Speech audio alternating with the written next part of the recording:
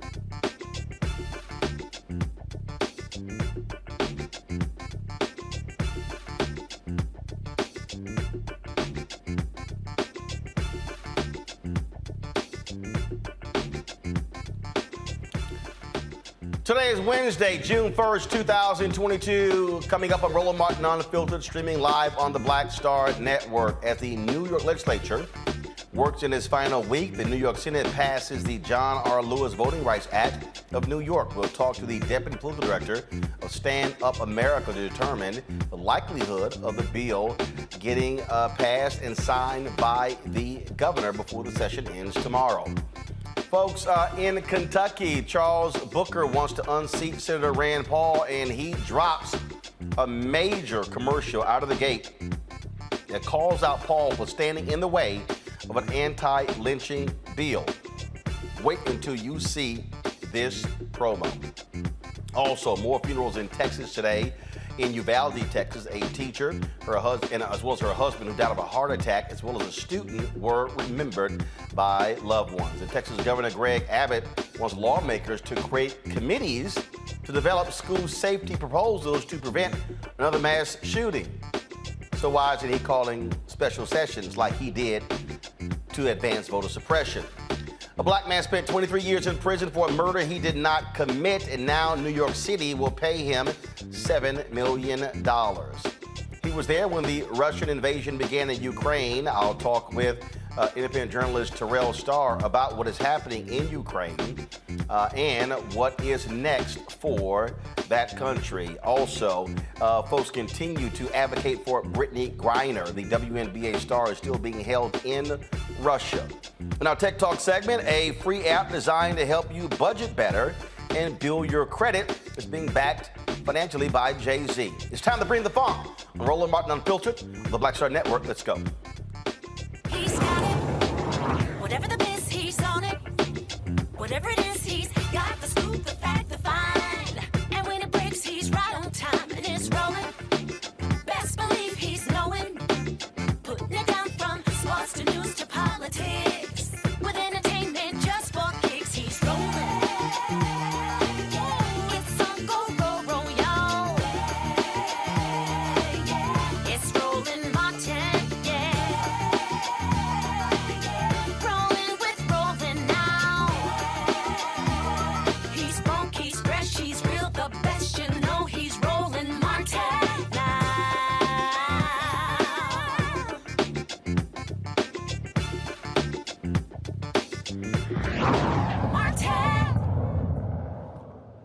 You would think New York State would have some of the more better laws when it comes to voting, when in fact it is one of the worst states when it comes to keeping people from voting. That's right. New York State, blue New York State. Well, in the New York Senate, they have passed a bill named after the late Congressman John Lewis to deal with these issues, to expand access to the polls, as well as deal with the reality of voter suppression in that state. Yes, I'm calling it voter suppression. The problem now, though, is will the New York House get to this particular bill before the session ends tomorrow? We're going to talk about a variety of things that are in this bill with my next guest who joins us now. They have been very much in front of advocating for this issue. Reggie Thetford, Deputy Political Director with Stand Up America. Reggie, glad to have you on Roland Martin Unfiltered. So let's walk through this, because a lot of people really don't understand the problems in New York State when it comes to voting. This is what the bill addresses. Let's go ahead and pull it up, please. Come on, guys, let's pull it up, please. Thank you.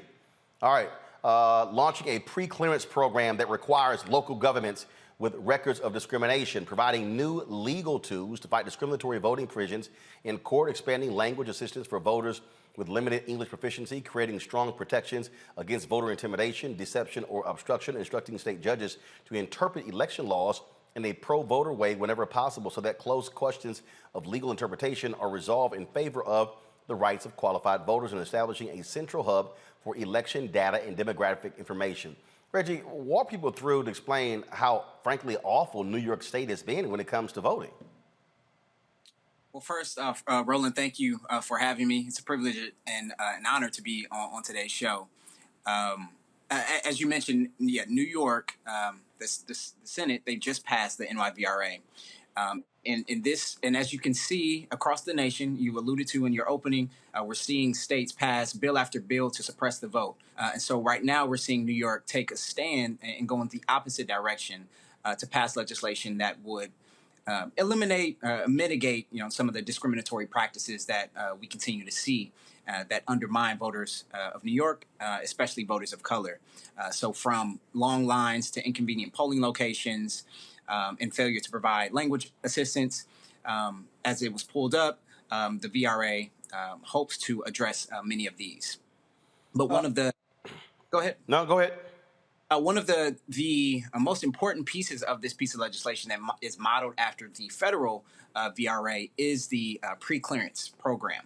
And this is what gives the piece of legislation teeth. It's a program that requires local governments to record or that have records of discrimination to prove that proposed voting changes will not harm voters of color before they go into effect. And this is a very important piece because, as you mentioned, you would think a state like New York might not need something like this. But for those that know the Shelby v. Holder case that was gutted in 2013, New York actually had jurisdictions that were covered under the DOJ. And so, although New York is perceived to be a very blue, progressive state, there are certain things that need to be addressed. And unfortunately, our U.S. Senate failed to pass this at the federal level. And so, thank you to Senator Zellner Myrie and Assemblywoman Latrice Walker, who are leading this effort at the state level here in New York. And not only that, ballot access. I mean, people who were ballots being kicked out. I mean, it was just all sort of back and forth that a lot of people, again, didn't really understand. You would think that, what's happening in Alabama and Mississippi? But groups like Black Voters Matter, they held protests in New York State to say, hey, Democrats, change these dadgum laws. Yes. And we're seeing New York take the steps in the right direction. As we mentioned, the New York Senate has passed the NYVRA, but also both chambers, the House and the Senate, have passed what we're calling the wrong church bill. And historically, enforcement of this wrong church rule, it discounts any otherwise eligible voters' ballot if they vote, unfortunately, at the wrong polling place. And this disproportionately disenfranchises Black and brown voters. So just last year, 2020, there were nearly 14,000 votes that were disqualified across New York, mostly registered voters who, thought they were voting at the right polling place and didn't think they would be disenfranchised, those votes were actually thrown out.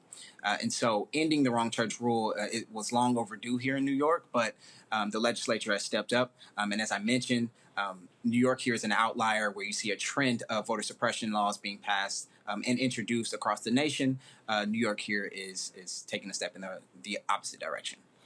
Of course, so the session ends tomorrow.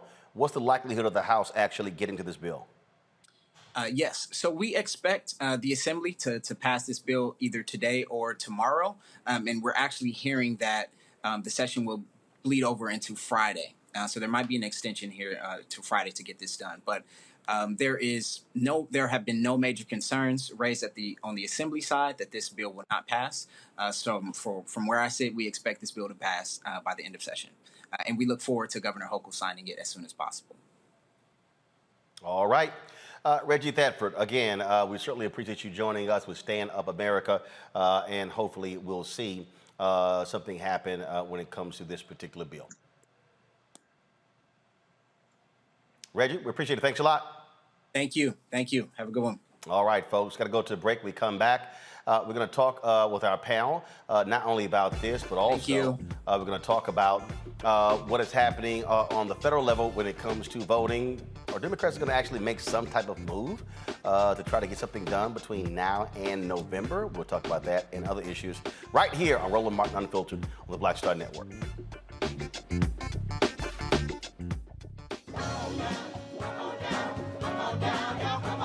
Welcome you to the launch of the Mass Poor People's Low-Wage Assembly and Moral March on Washington, D.C., June 18, 2022. We are a new, unsettling force, and we are powerful. New, unsettling force, and we are here. We're rising up to demonstrate the compelling power that we, poor and low-income people, have to reconstruct society from the bottom up. And we need to do it with the loudest voices possible, the biggest actions possible. Because we know that there is no scarcity in this land. The only scarcity is the moral will to do what's right. Hold on, just a little while longer. We are those with sub-minimum wage jobs who can't afford sky-high rent. People with disabilities are the fastest growing minority group. It's crazy to me that in 2021, it's still legal for workplaces to pay a sub-minimum wage to people with disabilities. There are still so much trial and tribulations that we go through as Indigenous people. We can't get a decent wage to sustain ourselves, nor can we get adequate housing. Veterans across this nation say enough is enough. We can't pat essential workers on the back on one day and then cut their health care the next day. Health is a political choice. What more do I need to do to prove that my voice is just as valuable as anyone else's? There are still forces in denial that would try to slow walk our transition to a clean economy and a just future for us all. We have an immoral system run by immoral people. But together we walk, and we walk and we fight. It's time for a change. Reconstruyamos esta gran nación. See, we are people of resilience. As we fight these interlocking injustices together, when we work together, mobilize together, and rise together, we become a voice for the voiceless, and we become an agent of change in a time where great change is needed. We need the third reconstruction to ensure that deaf people, people with disabilities, and all people can have the right to live and to thrive. We know what they are doing, but the question is, what are we going to do? Reconstruction begins when we change our mentality and say it's time for you to get your foot off of my neck. Justice is coming soon. Hey, do you believe that today? Hey, what's up, everybody? It's Godfrey, the funniest dude on the planet. And you're watching Roland Martin Unfiltered. Ow.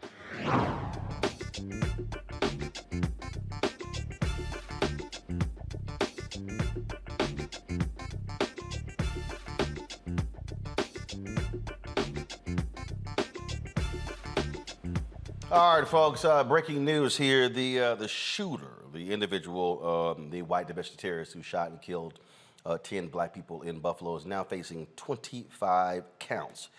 25 counts of murder and hate crime as well. And this is a perfect example where some black people need to learn to shut up. I dealt with people last week who like, man, it's a doggone shame. They charged the Buffalo guy with 1 count. 10 black people shot and killed and charged with 1 count. Can some people learn to chill out and allow the law to do what the law does? It literally drives me crazy.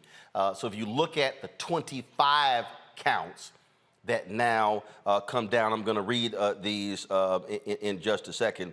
But I want to bring in my panel, A. Scott Bolden, a lawyer here in Washington, D.C., Monique Presley, who also joins us, also lawyer, crisis manager, host of Make It Make Sense with Monique Presley on Instagram, and Dr. Niambi Carter with Howard University, political science professor. And so, Scott, I want to start with you because it literally drives me crazy when these Twitter lawyers start talking who don't know a damn thing about nothing. I mean, and there were people last week, and again, I listened to them, and they were like, oh my God, they only charged this guy, with 1 count, and he killed 10 people. And it's kind of like, y'all, seriously? Do you actually think he's only gonna get charged with 1 count? This is the New York Times lead. The man accused of carrying out a racist shooting in Buffalo supermarket has been indicted by a grand jury on 25 counts, including murder, domestic terrorism, and other charges related to the May 14th massacre. Peyton Gendron, 18, of course, who was arrested. And again, folks, for all the people who kept running their mouths, don't go back, please. This is what it says. The 25 count indictment includes 10 counts of first-degree murder, 10 counts of second-degree murder charges as hate crimes, as well as 3 counts of attempted murder as a hate crime, and a single count of criminal possession of a weapon. The indictment's first count, domestic terrorism motivated by hate, carries a penalty of life imprisonment without parole. Scott, this is, it is maddening when I have to deal with people on social media who go, see, they don't care about black people, he only got charged with 1 count.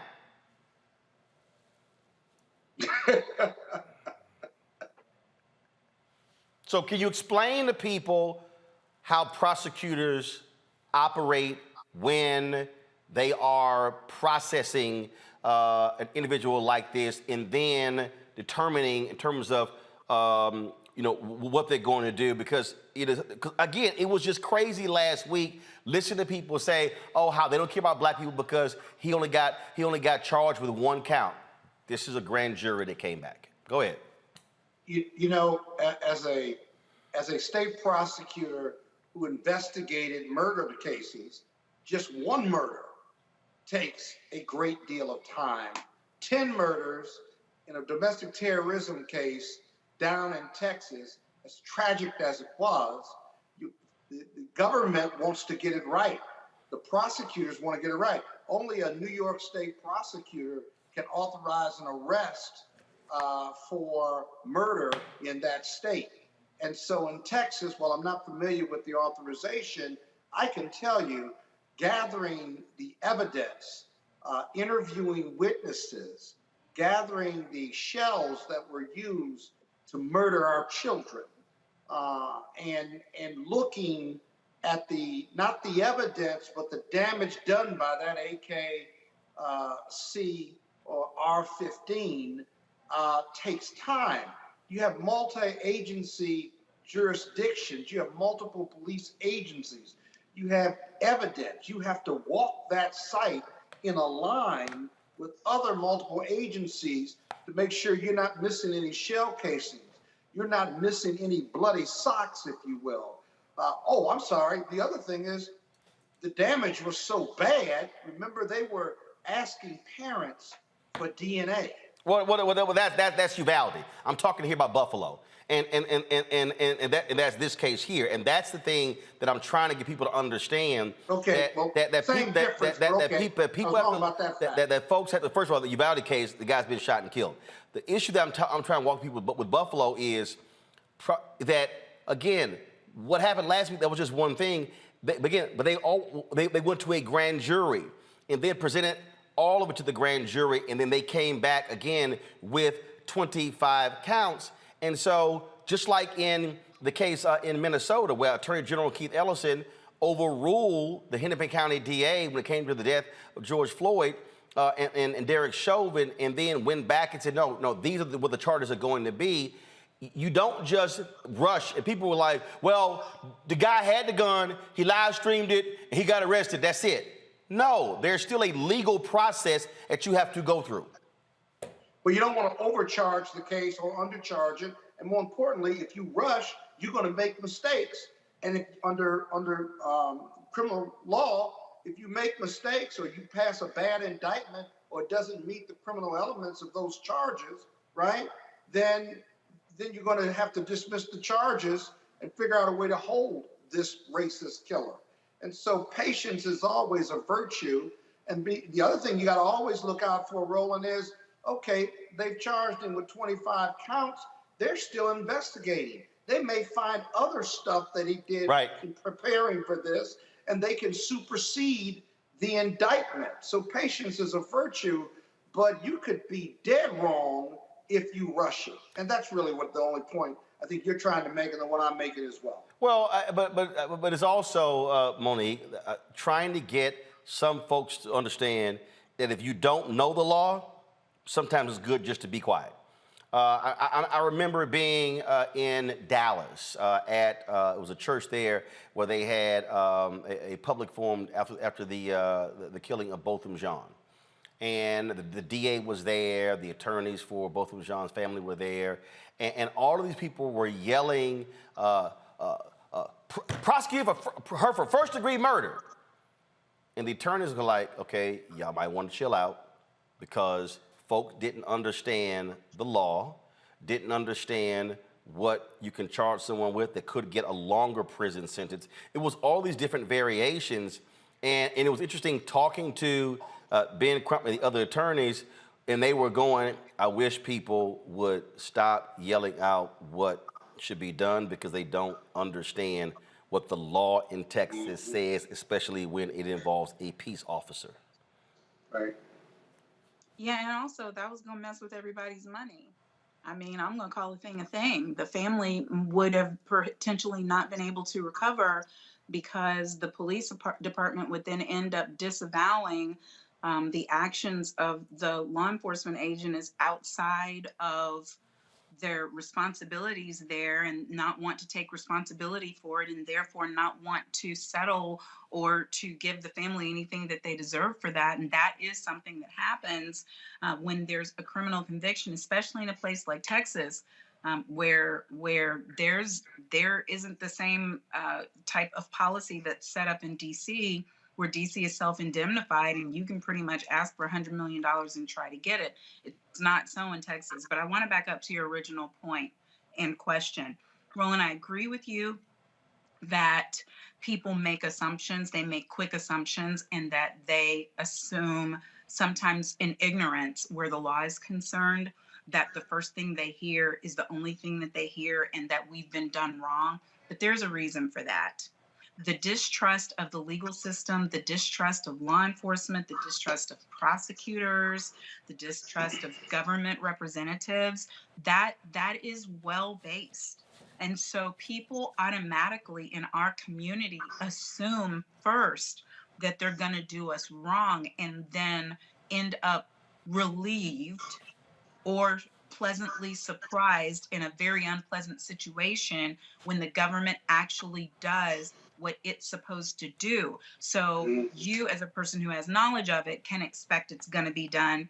Scott or me, having tried cases and been on the side of the issue where you have to dot your I's and cross your T's, we can expect that it's going to be done, even in this case in Buffalo. So prosecutors in that position have an opportunity to charge directly. They don't even have to go to a grand jury in many instances, or to go to the grand jury. Many prosecutors, especially high profile cases like this where it matters that you get it right, feel more comfortable having an indictment where the grand jury has looked at evidence and decided on the charges. So they give one quick charge to hold, like, you're not going to be out here unindicted. So we're going to charge you with something, and then we're going to go to the grand jury for the rest. And then, as Scott said, we'll likely come back, supersede that indictment with the rest, after they've done the background research. There may be other crimes. You know, we may see some terrorism charges. Who knows? Gotcha.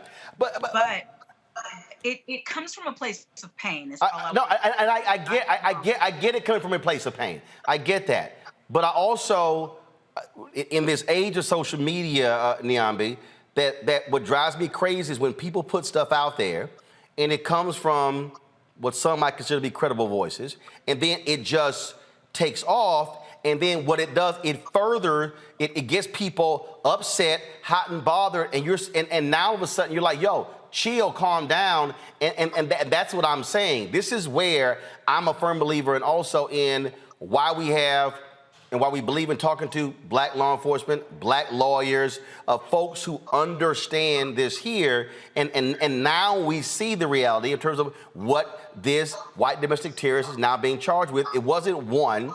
We know he killed 10 people, but now we see exactly what those charges are.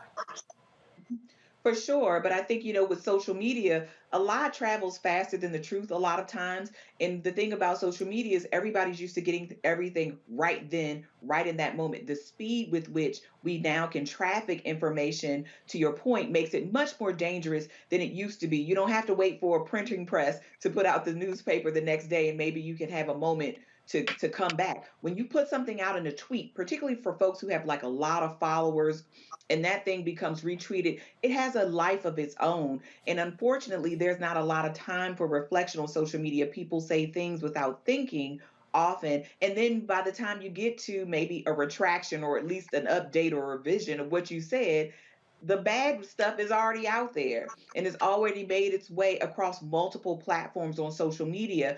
But I also think the thing about social media is everybody becomes an armchair expert in something, right? Everybody becomes a genius around tech, or everybody becomes a genius around the law or politics or whatever it may be, journalism, right?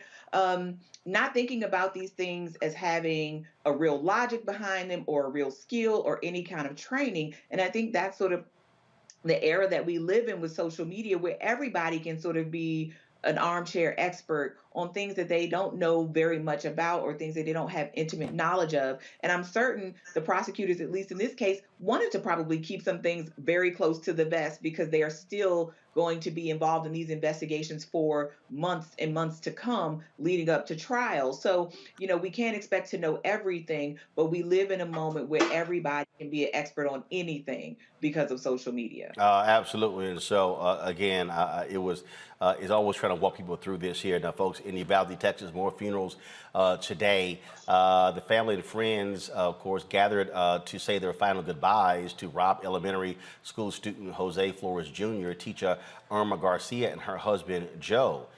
Irma died in the shooting, but of course, Joe had a heart attack 2 days after visiting his wife's memorial. The school, now, on other news, folks, which is crazy, the school district police chief, who served as the on-site commander during last week's deadly shooting, who told cops not to go in, he finally addressed his claims that the department was not complying with the Department of Justice probe into the police response during the shooting. Consolidated Independent School District Police Chief Pete Arredondo got cornered by a reporter with CNN. Watch this. We're not going to release anything. We have people in our community being buried, so we're Right, going to be but I respectful. just want your reaction We're going to to be the director McGraw we're gonna, saying that you were responsible for the decision right. to go into that room. How do you explain yourself to the We're going to be parents? respectful to the family. I understand that, but you have an opportunity to explain yourself to the parents. And just so you know, we're gonna do that eventually, obviously. When? And whenever this is done, and let the families quit grieving, then we'll do that, obviously. And just so everybody knows, we've been in contact with DPS every day. Just so you all know. They say They say that you're not cooperating. I've been on the phone with them every day. They say you're not cooperating. So just 2 seconds. Just so you know, we've been talking to them every day. What is your reaction? Y'all have a good day. What is your reaction, sir?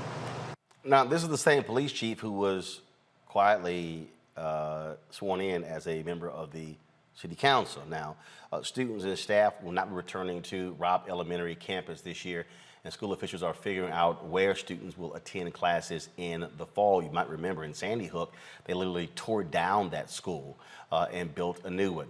Now, Governor Greg Abbott is requesting the state legislature create committees to develop plans to prevent mass shootings from happening. He sent a letter to lawmakers asking for that. But the thing that I don't quite understand here, Monique, guys, you can go ahead and show it, please. Go ahead.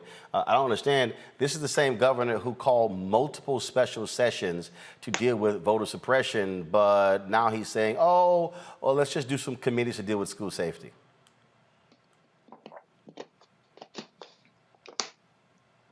Is that for me? Yes, Monique.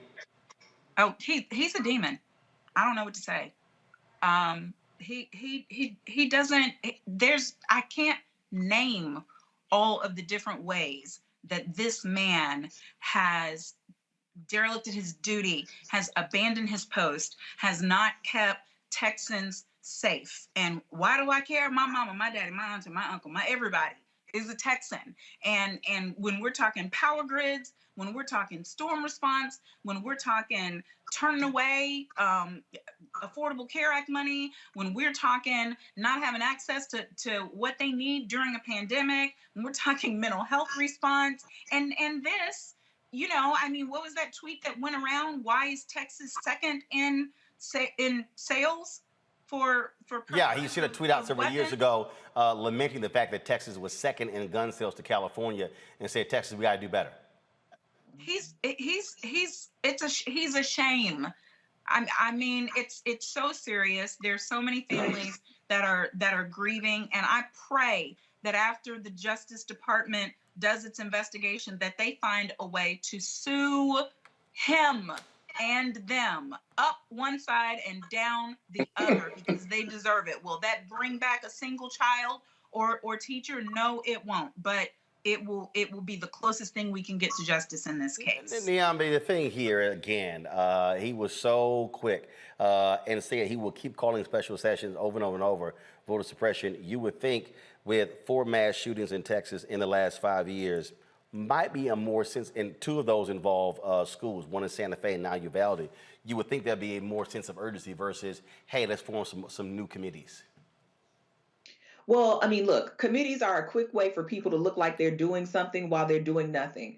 A committee with no budget, first of all, is telling you everything that this governor thinks about that committee. He's asking these people to come together to tell them what public health and other officials have been telling people for years and years and years. Guns do not make people safer, and they certainly do not make our schools safer for our children and our teachers and our staff who work in those spaces.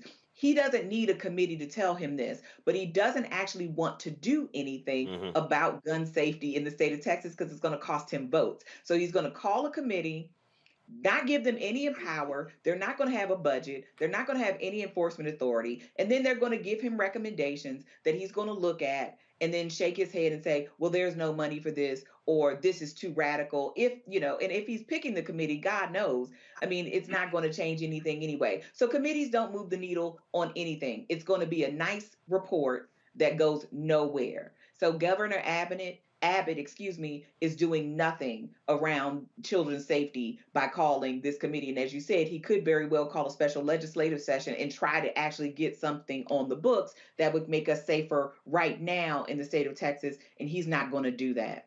Scott?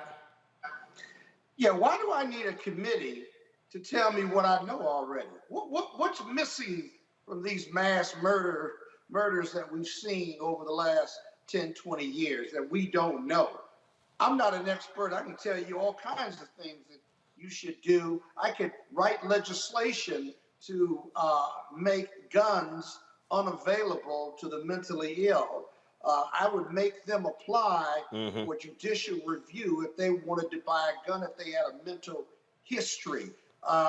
The school committees, what are they going to say? They're going to look at the same data we have and come up with recommendations. You're going to make the schools a fortress, if you will, and you get educated inside a fortress. The only thing that's going to save these kids vis-a-vis a school committee is that you have zero access from outsiders into the school during the day when the kids are there. That's not very reasonable. But you can make it harder to get guns, if you will. You can enforce gun safety laws and close the loopholes and what have you and say enough is enough. You certainly could do a lot of legislation, call a special session versus having a school committee. And so it's like guns don't kill people, people kill people. So we don't have a gun problem here. It's like George Floyd was an extreme, and we can all say that was a racist act, but racism is all around us.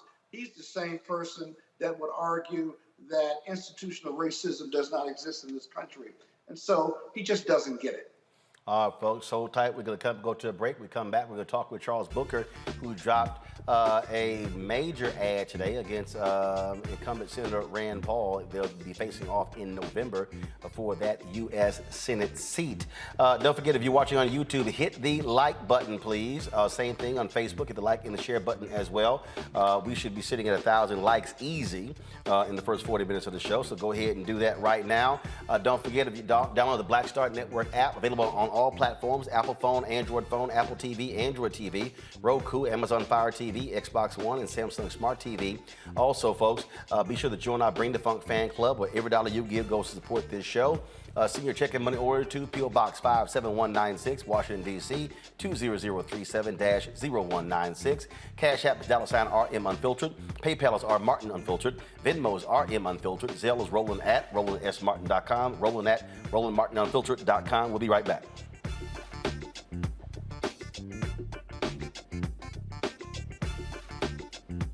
I'm Deborah Owens, America's Wealth Coach and host of Get Wealthy.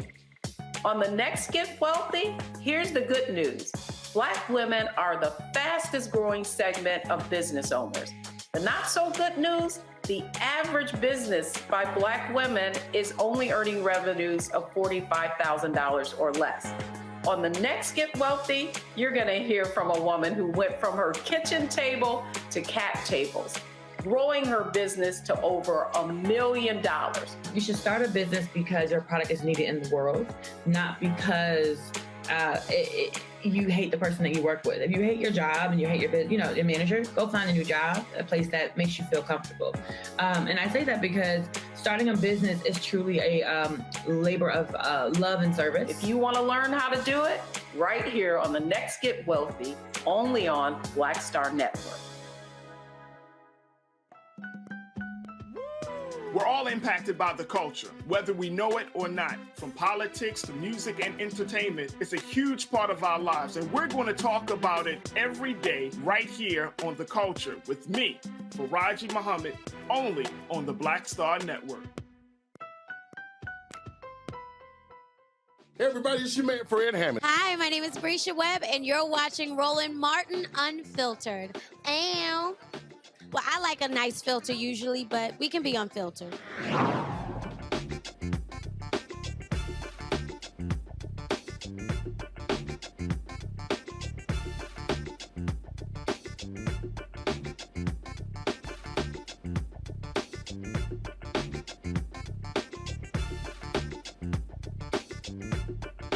All right, folks. Charles Booker, he is running against U.S. Senator Rand Paul in November for that particular seat. Today, he dropped this ad that got the attention of lots of folks. Check it out. The pain of our past persists to this day. In Kentucky, like many states throughout the South, Lynching was a tool of terror. It was used to kill hopes for freedom. It was used to kill my ancestors. Now, in a historic victory for our Commonwealth, I have become the first Black Kentuckian to receive the Democratic nomination for U.S. Senate. My opponent, the very person who compared expanded health care to slavery. The person who said he would have opposed the Civil Rights Act. The person who single-handedly blocked an anti-lynching act from being federal law. The choice couldn't be clearer. Do we move forward together, or do we let politicians like Rand Paul forever hold us back and drive us apart? In November, we will choose healing. We will choose Kentucky.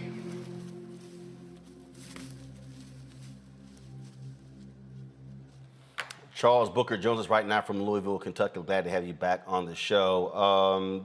That had to be, we certainly understand what you were doing and why you were doing it, but it certainly was not easy to put a noose around your neck. Absolutely, brother. That was one of the hardest things as someone who appreciates storytelling and the power of creativity. That was one of the hardest things I've ever had to do. And it was something that fell on my spirit in the sense of lifting up the truth of the challenges we face. But it was hard. And I feel the responsibility to shine that light, even if it means being vulnerable in the heaviest of ways. That was personal for me.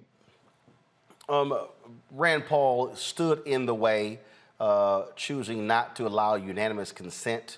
And that bill's passage was delayed more than a year because of his obstinance.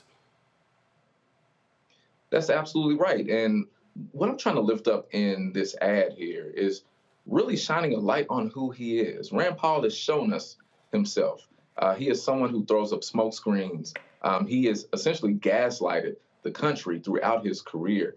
He is someone who stokes hate and division and racism every chance he gets, and then whistles away as we fight amongst ourselves.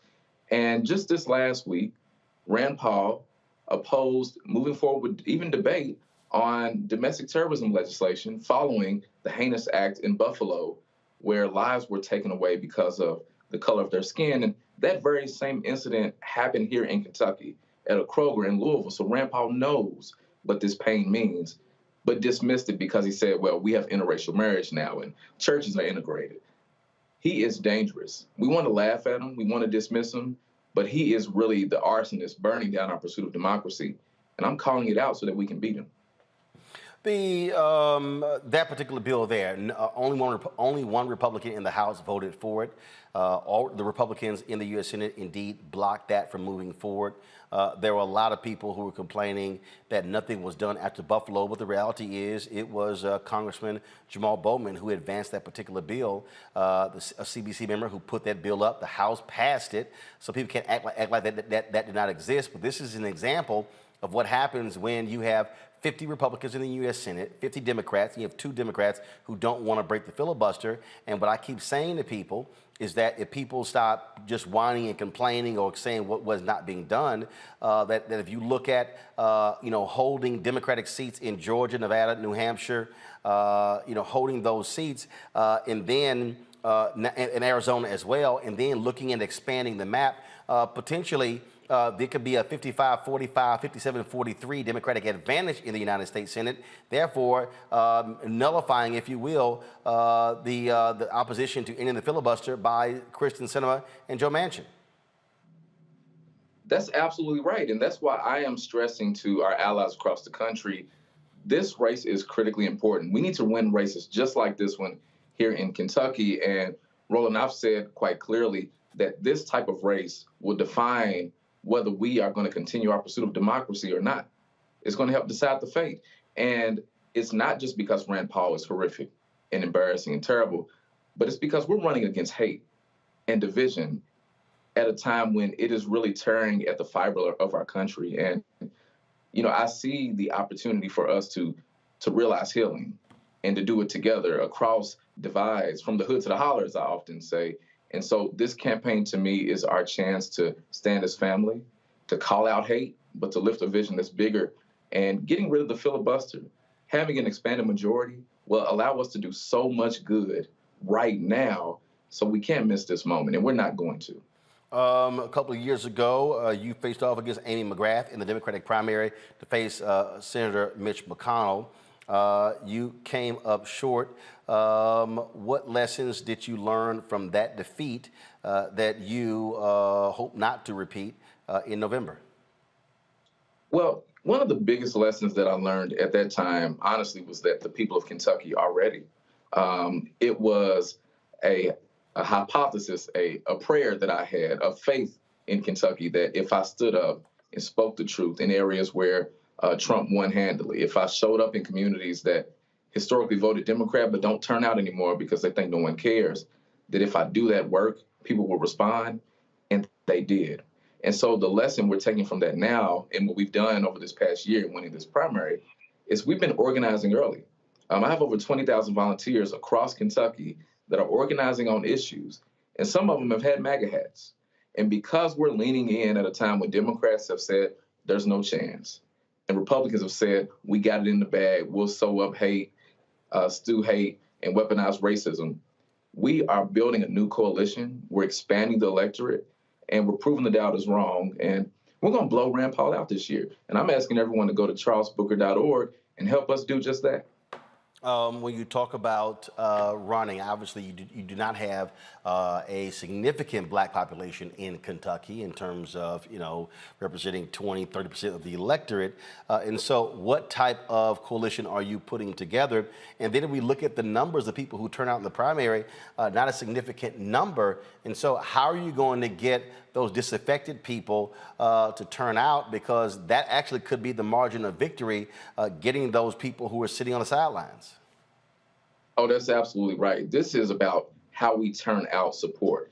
And the support I'm speaking of is not just Democrats. The issues that I lift up, fighting to end generational poverty, making sure that no one has to ration their insulin like I have, that you can turn on the faucet and clean water will come out, that we can be safe in our homes, that no one else's door will be busted down by the agency we pay for to protect and serve us. These issues aren't actually partisan.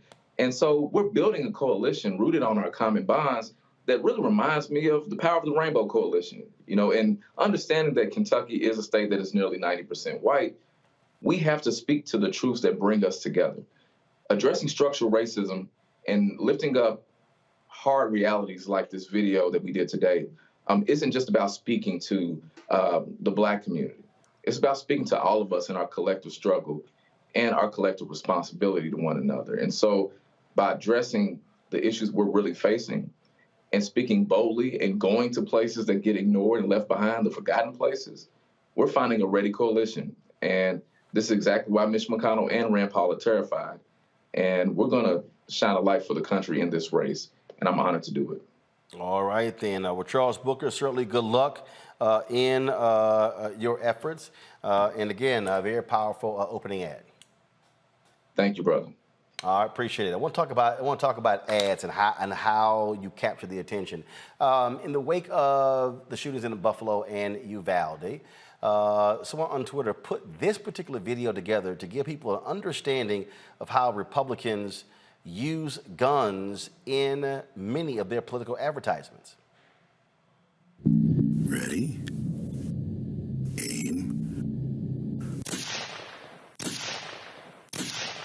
I'm Kathleen Wall, and I approve this message. It's time to fight back. I'm Greg Gianforte. I approve this message. Joni's gonna unload.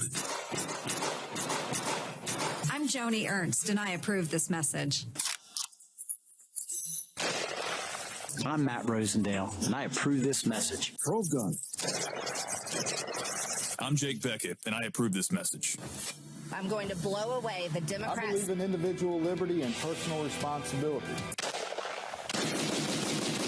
I'm Marjorie Green. I'm Mike Collins, and I approve this message. I'm Hutton Rhino. Care to join me? I'm Kay Daly. I'm Brian Kemp. I own guns. That all depends on the caliber of our candidates. I'm Pamela Gorman, and I approve this message. The Second Amendment is about hunting.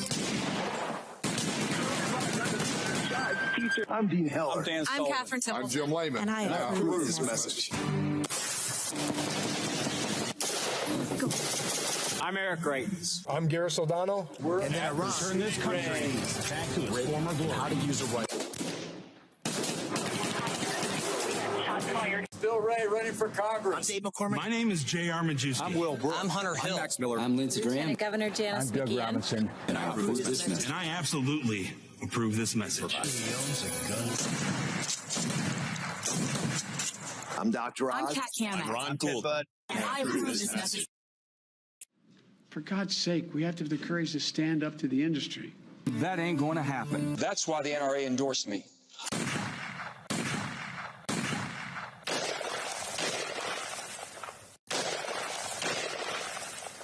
I'm Joe Manchin, and I approve this message. And while we were running that particular compilation there, this breaking news out of Tulsa, Oklahoma, at least one dead, multiple people injured after shots fired at a medical building in Tulsa, Oklahoma. This literally happened just a few moments ago. According to the Tulsa World, police believe that, just give me 1 second, I'm pulling this up as we speak. According to the Tulsa World, police believe that one of the people injured is the assailant. This here is video from the Tulsa World's website. Let me see if I can go ahead and expand this and play it. Go right ahead.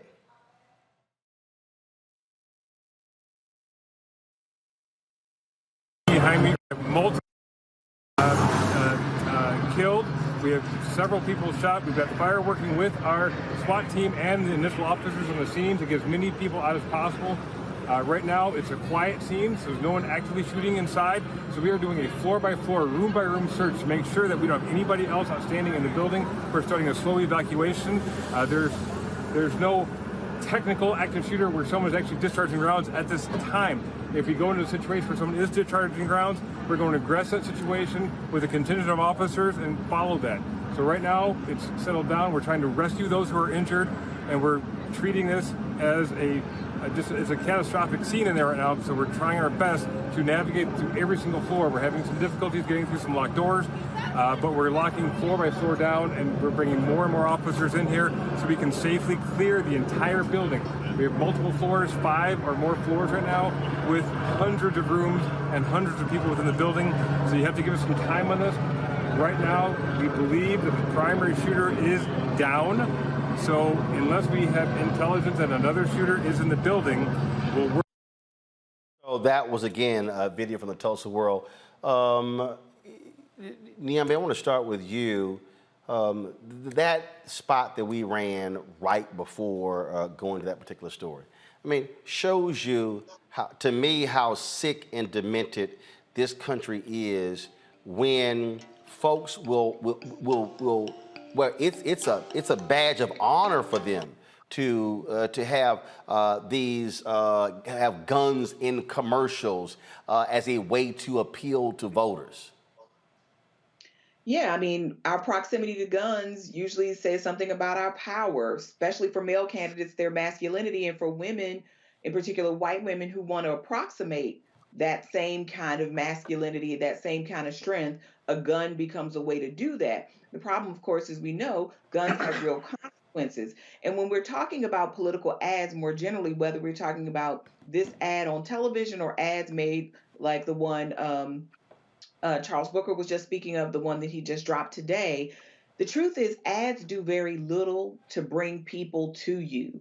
They work for the people who are already supportive for you, but they do very little. The only exception typically is in battleground states. And where we see a lot of these ads, unfortunately, these people are running in safe districts, in safe states. So they don't really have a lot of competition. And so the ad, whether it's a positive or negative ad, whether it's shocking or whether it's provocative, what they really do is bring your name to the fore. That's what they do. And that can be important. That's valuable for sure. But nobody is winning and losing elections based on political advertisements alone. And unfortunately, ads like this, for some, are just going to reinforce why these people like Joe Manchin and Marjorie Greene, et cetera, are in Congress or in their local state houses, and why they're the right choices, right? These violent incidents just say we just need more guns, not less. But one of the things, Monique, in talking, when you're looking at with Shannon Watts, with Mom's Demand and work that they have been doing, what these incidents have done is shaken people, some folks to their core, and forced them to get involved. You look at what 11 Films and Don Winslow, the author, how they've been utilizing video to get people to understand how significant this is. I'm going to play for you. This here is, again, a piece that the folks with 11 Films put together in the wake of Uvalde and Buffalo. I'm done, okay? I'm done. I've had it. They fucking failed our kids again. You know, how many more times? I'd hoped when I became president, I would not have to do this again. To lose a child is like having a piece of your soul ripped away.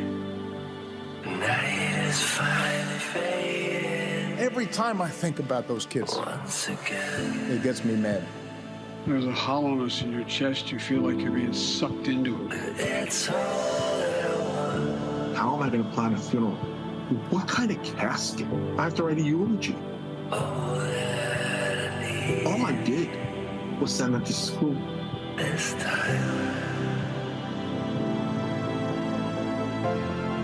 90% of us are living under the tyranny of 10%. Sit down. You're out of line. They seem angrier at Beto O'Rourke than they were at the massacre of 19 children and 2 fourth-grade teachers.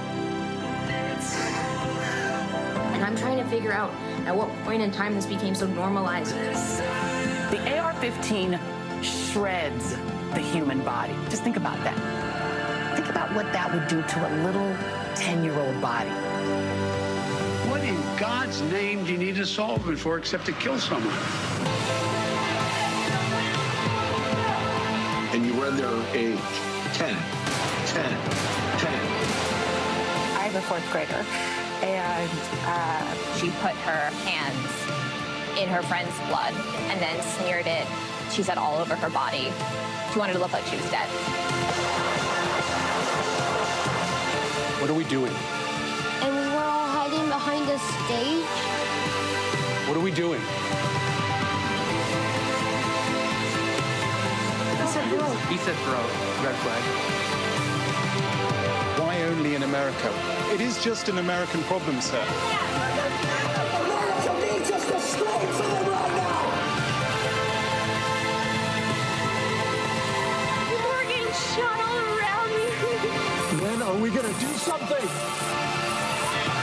Yeah, I was bullied in school, too. I never shot up my fucking classmates. Next fucking excuse. So honestly, to hell with anybody who says don't politicize this.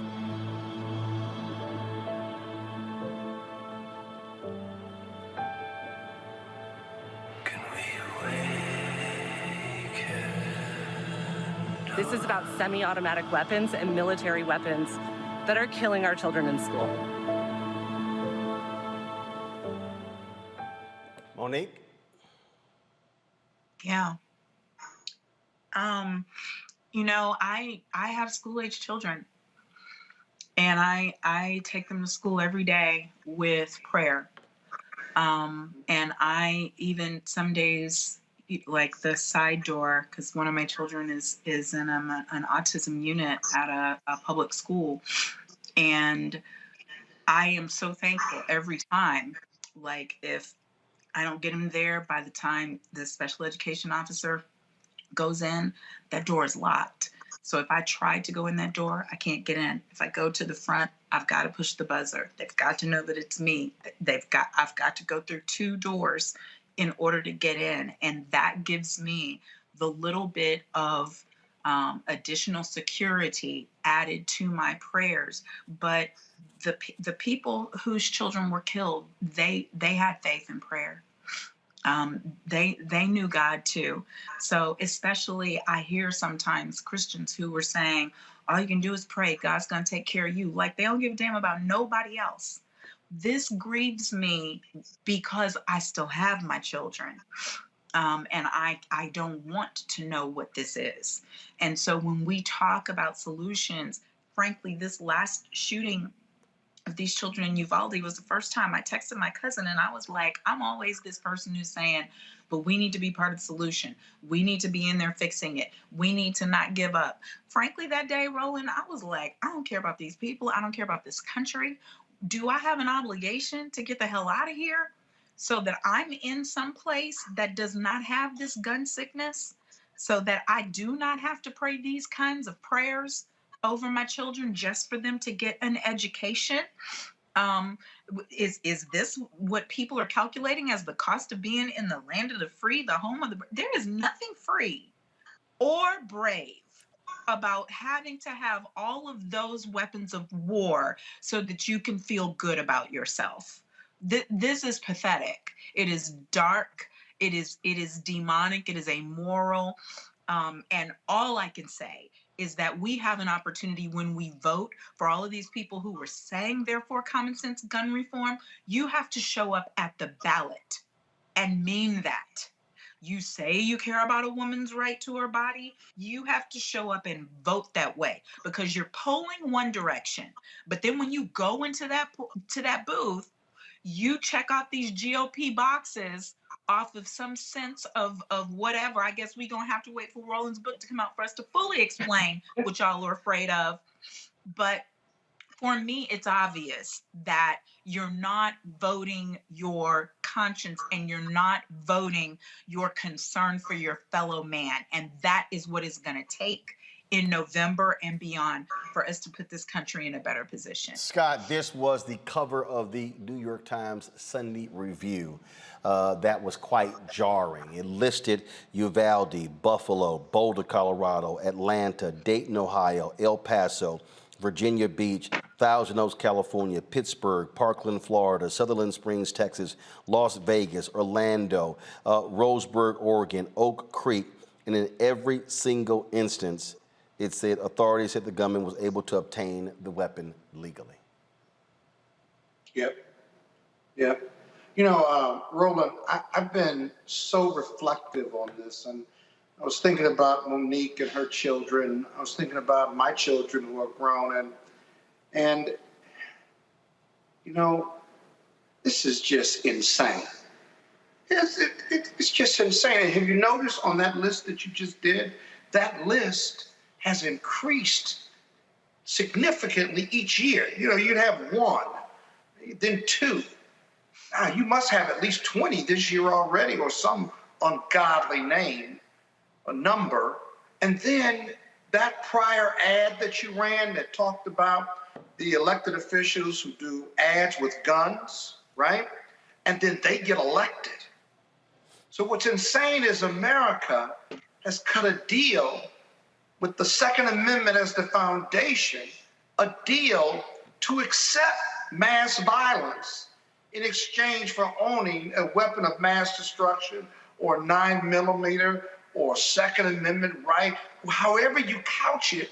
This country has accepted this as a dastardly deal, a deal with the devil, a deal with shooters and killers and the mentally ill and the evil and the hate. They've actually cut a deal to tolerate the killing of our kids on a mass scale in exchange for the right to own a gun. And then they vote for Republicans who won't do a damn thing about it and are revered. They may take over the House and Senate in about 6 months or 5 months. Think about what I'm saying, Roland. Think about it. How insane this is, and we won't do anything about it. So America's acceptance of mass destruction, of violence, and the shooting of our kids in public and private schools, we've accepted it. We ought to be ashamed. I'm ashamed of this country. I'm ashamed that I have to listen to Monique, who has to struggle with her kids, drop her kids off, autism or not, and not know, really, not know whether she's going to see them again. Think about that. Think about that. That ought to make all of us crazy. And yet, the majority of Americans, or some large amount of Americans, have accepted this violence as okay. And if you want to, if you want to understand Don Winslow, we're gonna. Before I go to break, I'm gonna show you this here. Don Winslow, the author, put this together where he just branded it #Republicans don't care. Just watch this. We share a tiny part of the burden in our own hearts, and that we will lift the victims and their families and the entire community in prayer. My colleagues from Florida will carry home the prayers of the whole Senate for victims and their families, for the community of Parkland, and for the first responders who bravely charge into harm's way on behalf of others.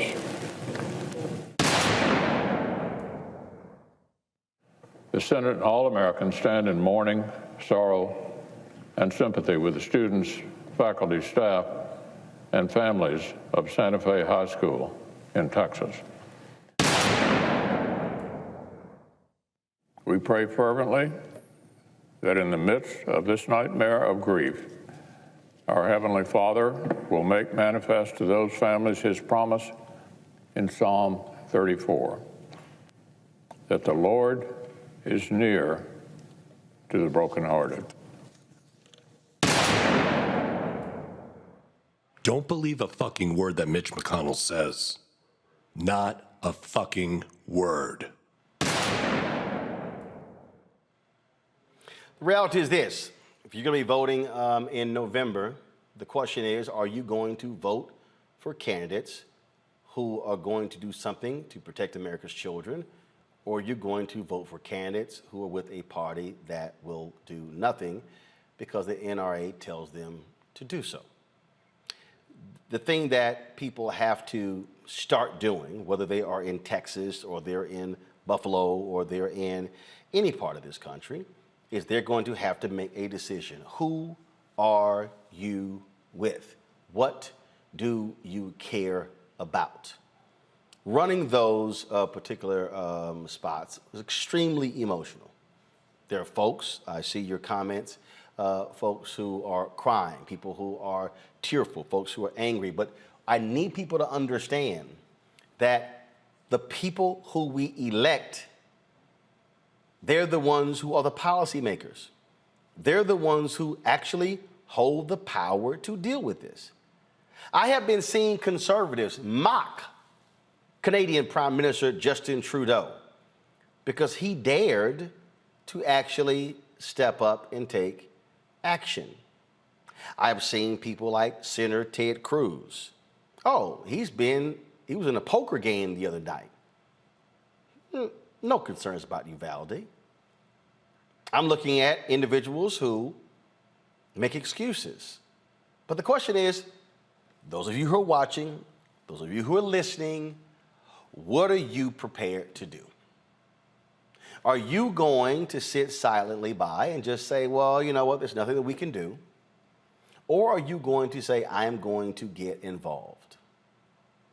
I would hope that the massacre in Buffalo and the massacre in Uvalde, Texas, would cause more Americans to say, I cannot afford to sit out the next election because I don't agree with the candidate on all issues. Or they say there's this one thing they don't support, so therefore I can't do it. If we as the American people continue to be silent, and when I say silent, I'm not saying people who remark on social media. I'm not saying people who make comments on Instagram or TikTok or Snapchat. No, I'm talking about silent in terms of not registering and not voting. Every single one of those people using guns in their commercial can actually be defeated if enough people actually give a damn. Going to a break. We come back. We'll talk with independent journalist Thru about Ukraine, his work on the ground there, and what is next in that battle. You're watching Roland Martin Unfiltered right here on the Black Star Network.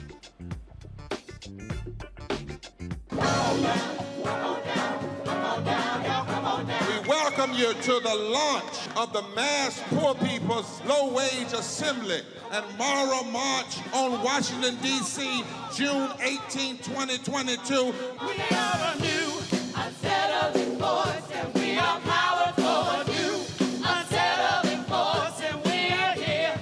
We're rising up to demonstrate the compelling power that we, poor and low-income people, have to reconstruct society from the bottom up. And we need to do it with the loudest voices possible, the biggest actions possible. Because we know that there is no scarcity in this land. The only scarcity is the moral will to do what's right. Hold on, just a little while longer. We are those with sub-minimum wage jobs who can't afford sky-high rent. People with disabilities are the fastest growing minority group. It's crazy to me that in 2021, it's still legal for workplaces to pay a sub-minimum wage to people with disabilities. There are still so much trial and tribulations that we go through as Indigenous people. We can't get a decent wage to sustain ourselves, nor can we get adequate housing. Veterans across this nation say enough is enough. We can't pat essential workers on the back on one day and then cut their health care the next day. Health is a political choice. What more do I need to do to prove that my voice is just as valuable as anyone else's? There are still forces in denial that would try to slow walk our transition to a clean economy and a just future for us all. We have an immoral system run by immoral people. But together we walk, and we walk and we fight. It's time for a change! Reconstruyamos esta gran nación! See, we are people of resilience as we fight these interlocking injustices together. When we work together, mobilize together, and rise together, we become a voice for the voiceless, and we become an agent of change in a time where great change is needed.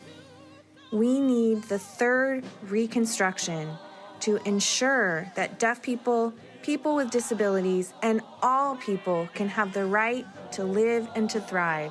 We know what they are doing, but the question is, what are we going to do? Reconstruction begins when we change our mentality and say it's time for you to get your foot off of my neck.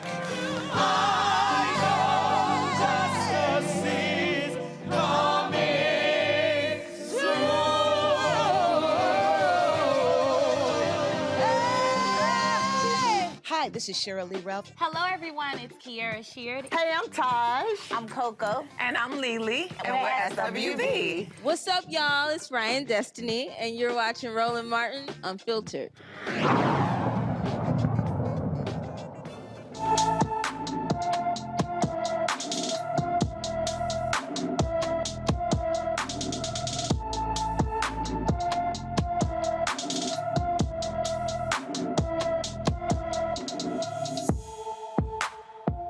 Folks, Angelina Dumas has been missing since May 19th from Derry, New Hampshire. The 16-year-old is 5 feet 7 inches tall, weighs 110 pounds, with black hair and brown eyes. Anyone with information about Angelina Dumas should call the New Hampshire State Police at 603-666-3334, 603-666-3334. Folks, the war in Ukraine continues to go on. as we speak. This battle has been going on for quite some time as Ukrainian forces battle Russian forces for control of that country. We have seen various nations across the world step up, offer resources and other things for the Ukrainian people to battle the Russians. We have seen reactions in so many different areas, including the sports world, where athletes who refuse to disavow the Russian actions, they've actually been denied an opportunity to actually participate in sports. Fundraisers have been going on as well. Nobel laureate said he plans to sell his Nobel Prize in order to send that money to Ukraine. The United States has passed a bill to send upwards of $40 billion to Ukraine as possible. The Biden administration also announced they're going to be sending Ukraine a small number of high-tech, medium-range rocket systems. It will take at least 3 weeks for Ukraine to get the weapons and train troops on how to use them. As I said, last month, Congress agreed to send the Ukrainian people $40 billion for the war efforts. Joining us right now is an independent journalist who was there on the ground when war broke out, and that is Thru Starr. He joins us now here in D.C. Thru, glad to have you here. So for people who saw the news, they saw these various reports, they saw what was happening there. Take us through in terms of what you were seeing, what you were experiencing, that again gets people to understand the true impact of war. Well, thank you very much for having me on the show, Roland. And so I'll just start off by telling people that this is going to be a long, protracted war. I woke up on February 24th, like many other millions of people across the country did, to explosions around us. And so just imagine waking up not knowing where those bombs, where those missiles are going to land. And so waking up to explosions, to people screaming, to reports in local news of people dying on the spot from strikes, also creating massive immigration crisis across the border that many people saw, particularly with people, with students of color, immigrants, et cetera.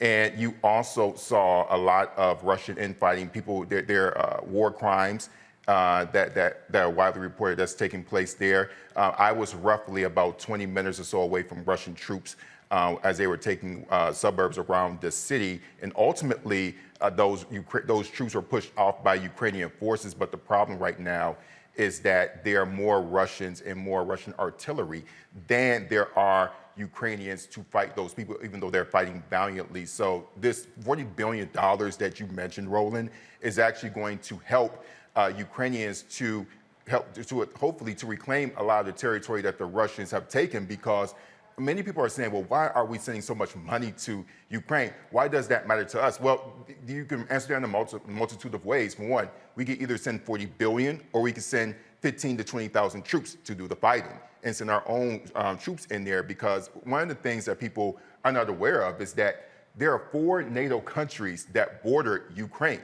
And in any instance where Russia is threatening to any of those nations, if a missile were to accidentally go into one of those countries, that could potentially that could potentially trigger Article 5, which means that if you attack one of us, you attack all of us. That means your aunties, that means your sisters, your cousins, your brothers, who are U.S. troops, many of whom are already deployed in Eastern Europe, are going to have to fight this war. And so that is just generally a synopsis of what's going on, and this war is definitely going to be protracted. There are the point that you made about the amount of money being spent. Mm-hmm. I've seen black folks say, well, if we could send $40 billion to Ukraine, why can't they give $40 billion to black people? Well, that's how budgets don't necessarily work like that. A lot of this money for a wide range of reasons are allocated through various means, particularly in defense anyway. And another thing, too, it goes back to what I said originally. We could either send the $40 billion or we can send your cousin to fight. Because the idea is that if we give Ukraine enough arms, enough military, and it's not just military aid, it's humanitarian aid, but then there's another moral question of, how much are we willing to invest in another person, another human being's humanity? And then what if something were to happen to people on the continent of Africa? Are we going to say, well, it's those people over there, yeah, they're black people, but they're not our problem. I mean, some people do say that, right? And so it comes down to how do you want your world to be governed, and what world do you want to live in America? Whether we want to war with Putin is not relevant. The relevant point that we need to accept is that Putin, in his actions, wants to war with the West.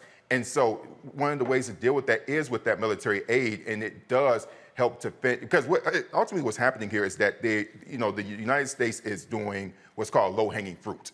And so they're doing everything possible not to really involve themselves too deeply. You mentioned those short to long-range missile systems there. And so that was kind of like what Putin's saying, this is our red line. If you send these missiles that can strike into Russia, then we're going to attack you. And so, or it didn't say necessarily going to attack, but he mentioned the red line, which is implicit of we're going to attack you. And so all this is low-hanging fruit. And so, and all of that in theory is designed to ensure that we don't send our own troops there. So which one do you want?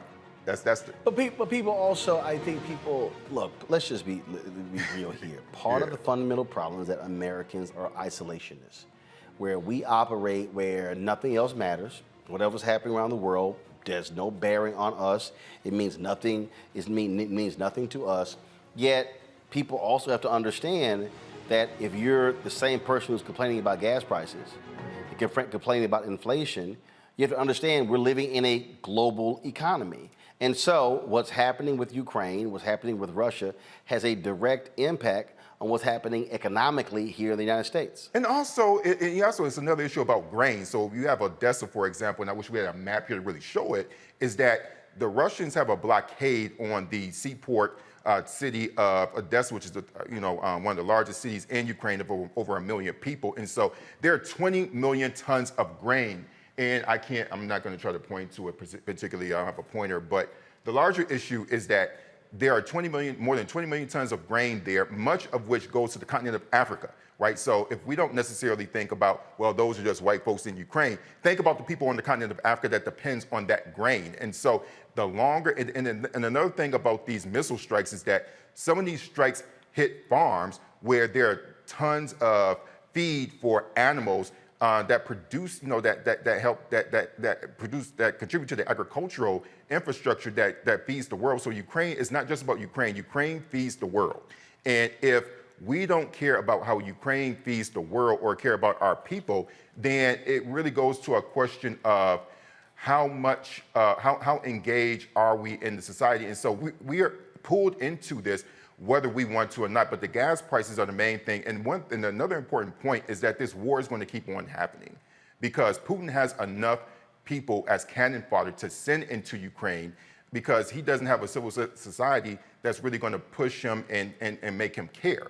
And so he can send tens of thousands of troops to die. And so this can go on this year, it can go on next year. And so what we need to be on the front lines of understanding how it impacts us, because ultimately, as I said before, Putin is going to continue to war with us, and the more aid that we send to Ukraine, that keeps your daughters, your sisters, your family members at home. That's the bottom line, whether we want to accept that or not. And here is a perfect example. This is a Google Maps here that gives you an indication of, again, the countries around Ukraine. So you're talking about, you got Poland, you look at Hungary, Romania, you look at all those different countries. Yeah. And so, again, for the person who's sitting at home right now, they're saying, somebody who's black, who's saying, man, look, this don't mean nothing. Well, look, no, go back to the map, please. Go back to the map. Thank you. Look, you got Paris, you got France, you look at Ireland, you look at the UK, you look at all of that. At the end of the day, what you're looking at is the impact on all of Europe. Well, what's happening in Europe has a direct impact on us. What happens in Europe has an impact on goods and services being made in China, Vietnam. I mean, we can go on and on and on. Yeah. The world is now linked. Something happens in one piece, it's a domino. Yeah, and to add on to your point, no one's isolated. No one is isolated. And another thing to add on to that is that when I was in the country and helping to transport people, we have to be aware that we have to be really aware that some of this aid, we need to have a voice in where this aid is going. So I was here, and again, I really thank you for bringing me on to the show because I was here talking to the NSC, the National Security Council, and I can't get into the details of what we talked about, but one of the main issues, one of the things I can say, there's a conversation about messaging about why this should matter to Americans. And so one of the main things is that because this is your tax dollars, we have a right to say, hey, what about our people who are being impacted by this? Is that money going to our communities? Because I can tell you that in many respects, it is not, because we're not plugged into these infrastructures where the money is going to be going to name any NGO that you can think of, large, predominantly white, who don't care about our issues. Non-governmental organizations. Thank you, non-governmental organizations. And so the money's already been approved. Biden's going to sign. Do you want to have a say in where this money is going? Because we do. And one of the meetings I was in today dealt exactly with those topics. So we need more people engaging your senator, engaging your councilwoman, the Congressional Black Caucus, to ensure that also the number of Ukrainians that are coming here should include Black Ukrainians, should include nationals who are Black, because there are a lot of them who are. And so we have a voice in this subject because our people are involved in this, whether we think they are or not. Questions from our panelists. Dr. Carter, you're a political science professor at Howard University. I'll start with you. Yeah, so I was going to thank Terrell for his reporting, especially while he was there on Twitter. I followed. And I was wondering, in this same vein that you were just speaking of, is this a moment perhaps to advocate for Black immigrants from other parts of the world? So in particular, thinking about Haiti, who imports a lot of its grain from the Ukraine and is now facing a food shortage, inflation, and other things that make the island less than hospitable for many of its citizens, and who've sought refuge either in South America and trying to get to America in many cases, but have been refused. And the United States keeps saying over and over, there's no space, but has already pledged at least 100,000 spots for Ukrainian refugees. So do you think this is a moment to perhaps push the U.S. government on its policy toward other refugees from other parts of the world? Absolutely, because the main thing is that it's a hypocrisy. And so one of the main issues that we have to think about as a community is that, you know, the thing about Haiti is that when you think about the financial systems, they were already hampered down long before this war started. So this war just exacerbates what's happening. And so one of the best things that we could do is continue to encourage, again, like so much power in how these decisions are made depends on how engaged you are with your senators, engaged with your city council people. So it's a very essential thing. So I would agree, absolutely, yes, but not just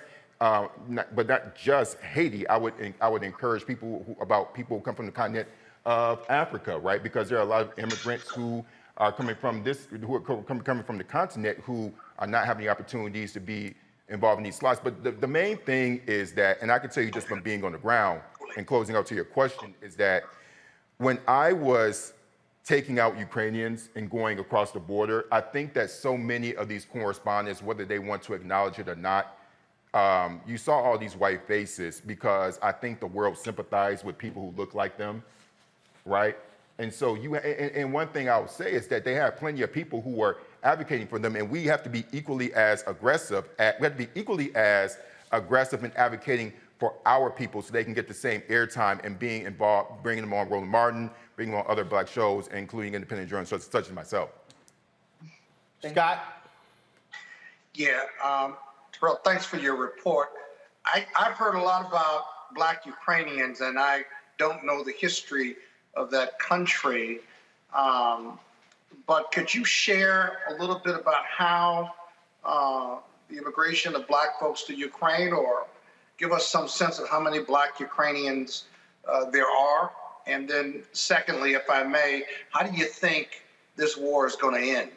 Thank you very much for that question. In regards to immigration it's not just Ukraine, but it also includes other parts of the Russian Empire. So, and I'll give you an abridged version of this, so I don't want to bore people, but in simplest terms, we can document Black people going to the Russian Empire dating back to Catherine the Great. They came through the Ottoman Empire and made their way and made it, basically it's now Turkey, okay? And so, and they made their way into Russia. And then from Russia, they were sent to, they immigrated to places like what's now modern Ukraine, Belarus, etc.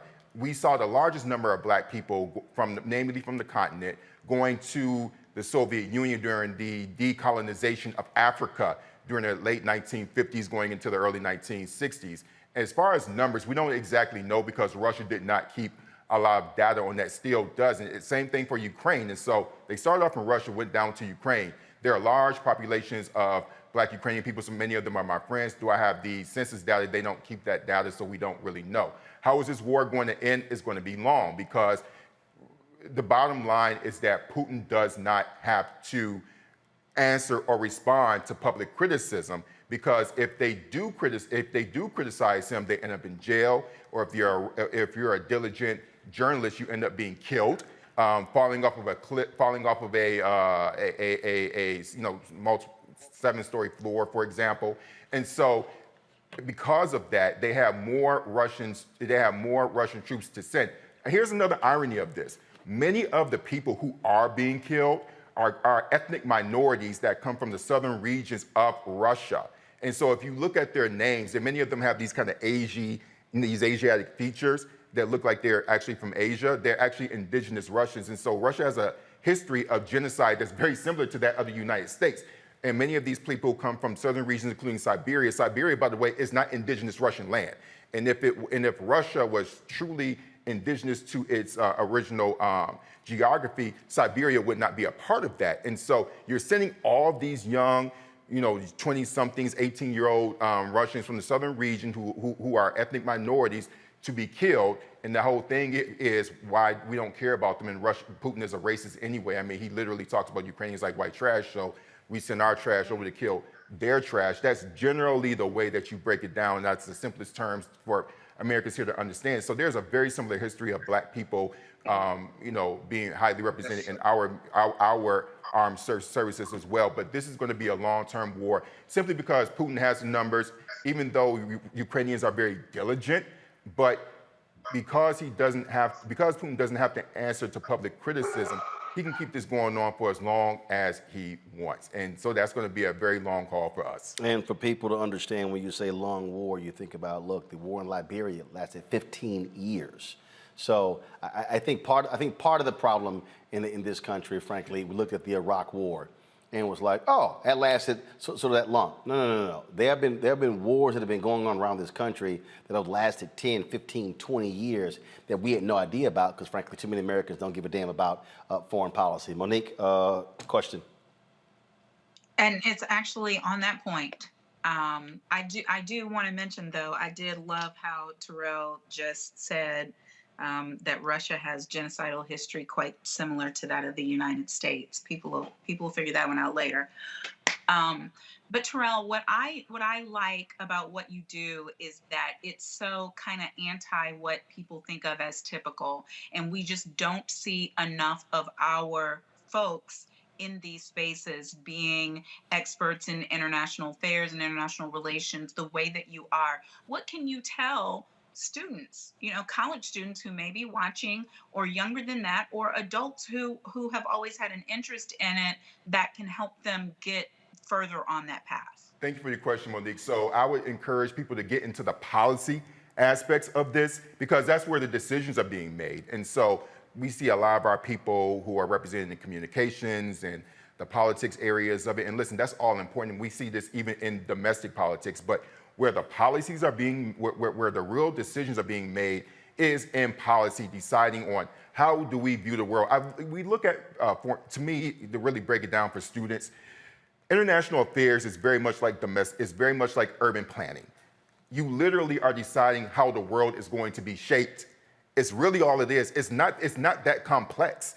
And so what we need are people who are interested in doing the nitty-gritty, learn a language. I mean, I'm taking Russian, taking Ukrainian, I'm taking advanced classes right now.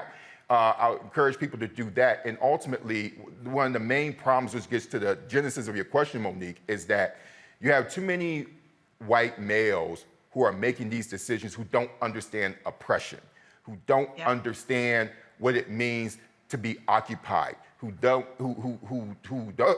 wake up every morning with this idea of am I going to be able to survive the next day? Quite frankly, so many of these people coming from the Upper West Side of New York or from Georgetown and don't have any lived life experiences to draw comparative analyses between this, because Monique, as I said before, Russia and America have very similar genocidal histories.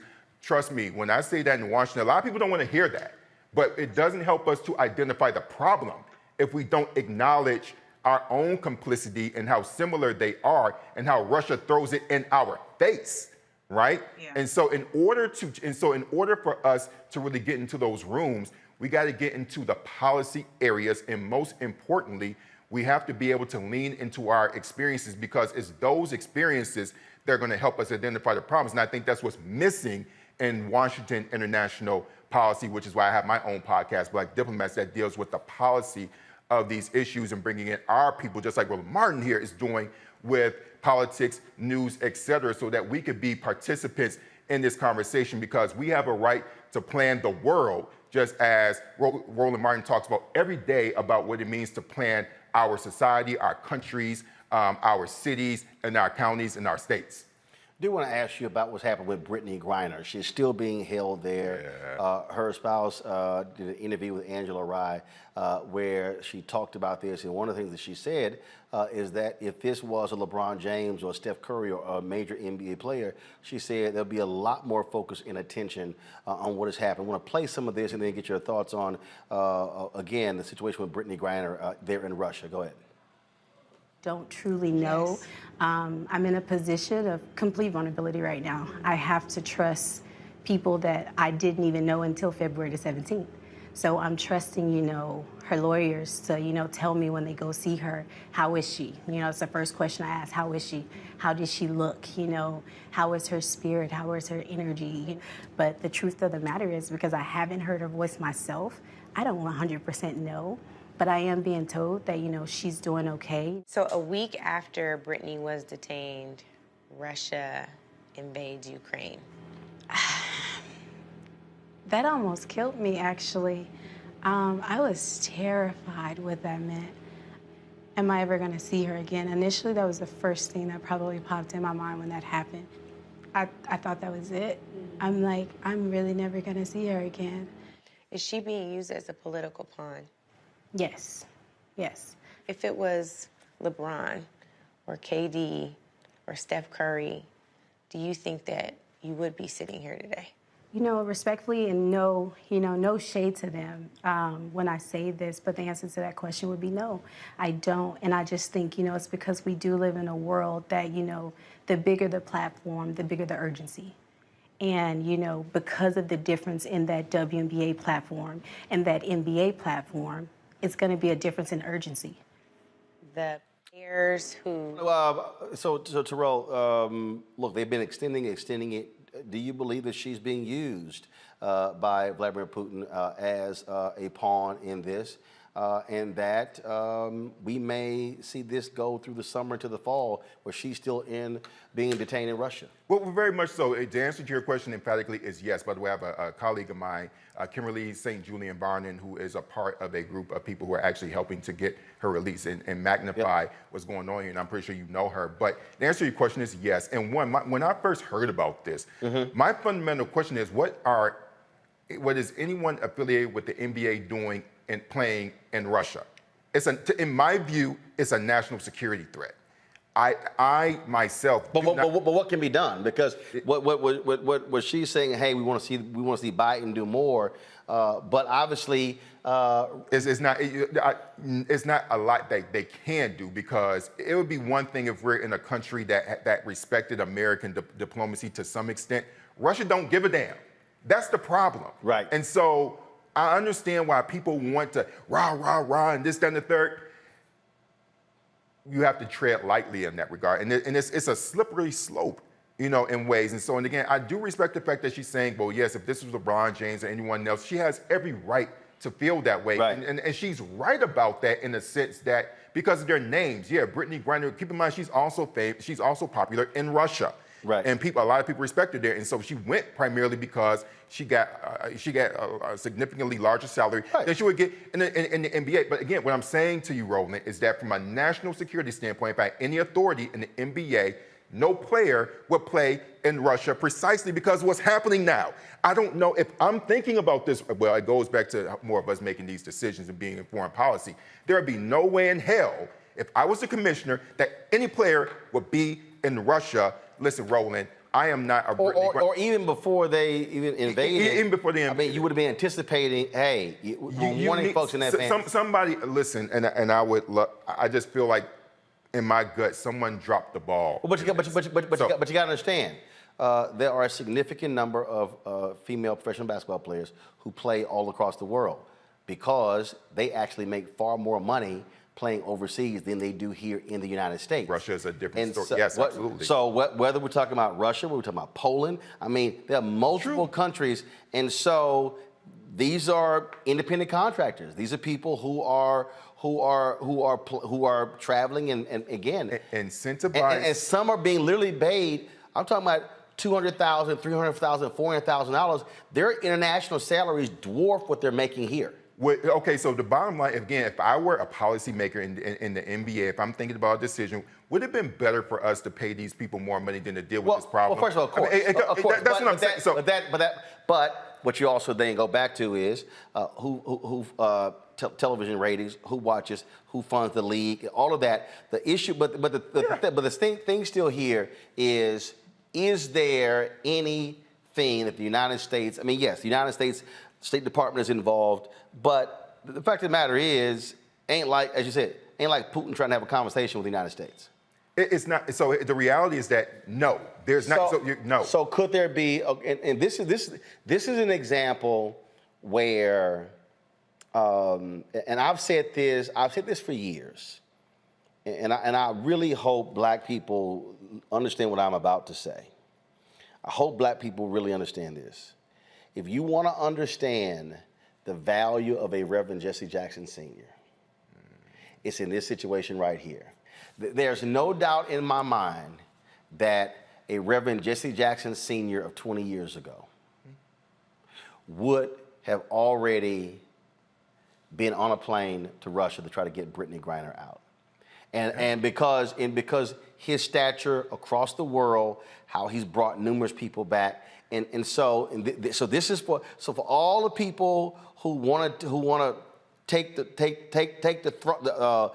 title of being the top civil rights leader. No. This is an example right here of what happens when you are not just an American civil rights leader, but you're respected across the world. Yeah. And I think part of the issue here is that you don't have that. And so is there a contingent, is there a group of Americans who have relationships with Russia who could sort of intercede, where it's not the government? Right, because that's not going to happen. Right. That's not going to work. No. So a humanitarian mission. That is possible, but so it depends on a number of things. There could be a negotiation where there's like a swap, because Well, the problem is who you're swapping. And then and now that's government, because who are you holding? So this is, so it's not like you going spy for spy because she ain't a spy. She's not a spy, but that doesn't mean that you can't. That doesn't mean it's about her being an asset. That's ultimately. So it's not about NBA player versus spy. It's about asset versus asset. And again, an asset for what? An asset in Putin's case, this is just a pawn essentially. Right. And so that's the most unfortunate thing about this. She is a pawn in a larger political. Trapped. She's trapped. But again, Roland, the fundamental problem, and I'm going to go back to this, is that she should not have been there in the first place. And we need to and the NBA, WNBA needs to reevaluate it needs to evaluate its security apparatus around the globe. And finally, I'll say that, yes, there's a large disparity between WNBA and NBA, but the larger question is when it comes down to security, sometimes it's worth it to put that money just from a security standpoint. Well, look, one thing I know about America, we ain't spending money until after the fact. Terrell Starr, we appreciate it. You mentioned your podcast. Where can people listen to it? Yeah, so Black Diplomats Podcast is available on all of your podcasting platforms. So you go to Spotify, you go to iTunes, wherever you can download a podcast. Black Diplomats is there. We're resuming next week with an episode that deals directly with the Russia attitudes towards the war. And we'll be also relaunching a newsletter, Ukrainian Sunflower, in the first week of July. All right, then. Well, we appreciate it. Thanks a lot. And glad you're back safe. Thank you. Folks, don't forget you want to support us. Download the Black Star Network app. All available platforms, Apple TV, Android TV, of course, Apple phone, Android phone, Roku, Amazon Fire TV, Xbox One, Samsung Smart TV. And also, if you want to join our Bring the Funk fan club, you can do so by sending your check and money order to P.O. Box 57196, Washington, D.C. 20037-0196. Cash App is $RM Unfiltered. PayPal is R Martin Unfiltered. Venmo is RM Unfiltered. Zelle is Roland at RolandSMartin.com. Roland at RolandMartinUnfiltered.com. And YouTube, y'all hit the like button. Okay, there's no reason we're not at 1,000. All right, come on now. We got 78 left. That's it. Just hit the doggone like button. Almost 2,000 of y'all watching right now. You're on Facebook as well. Well, first of all, we don't have that many on Facebook because Facebook, y'all, but tell you the game that they're playing. We got a 1.3 million followers on our Facebook page, which is larger than all of the platforms. They are deliberately suppressing our views on Facebook. Okay, we used to have 2 or 3 or 4, sometimes 10,000 people watching our videos live on Facebook.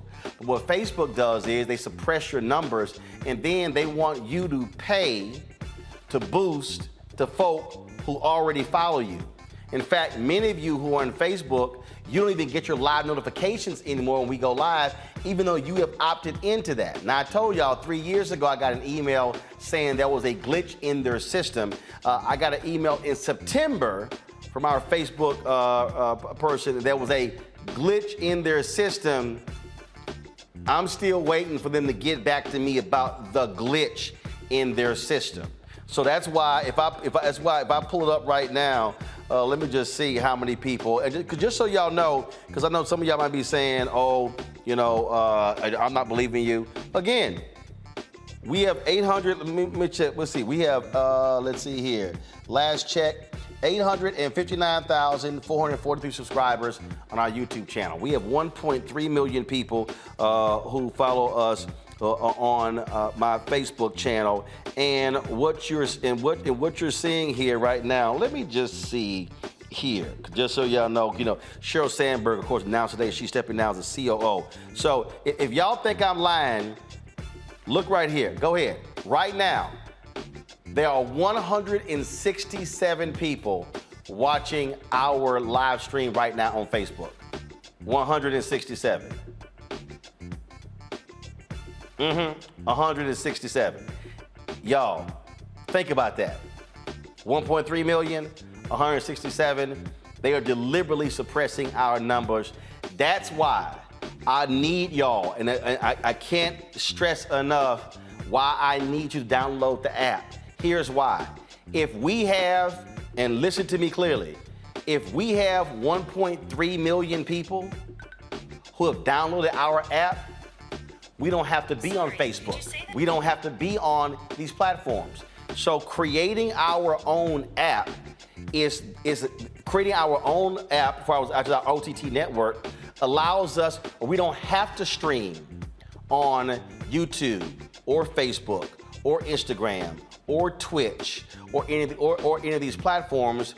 We can actually stream to our followers.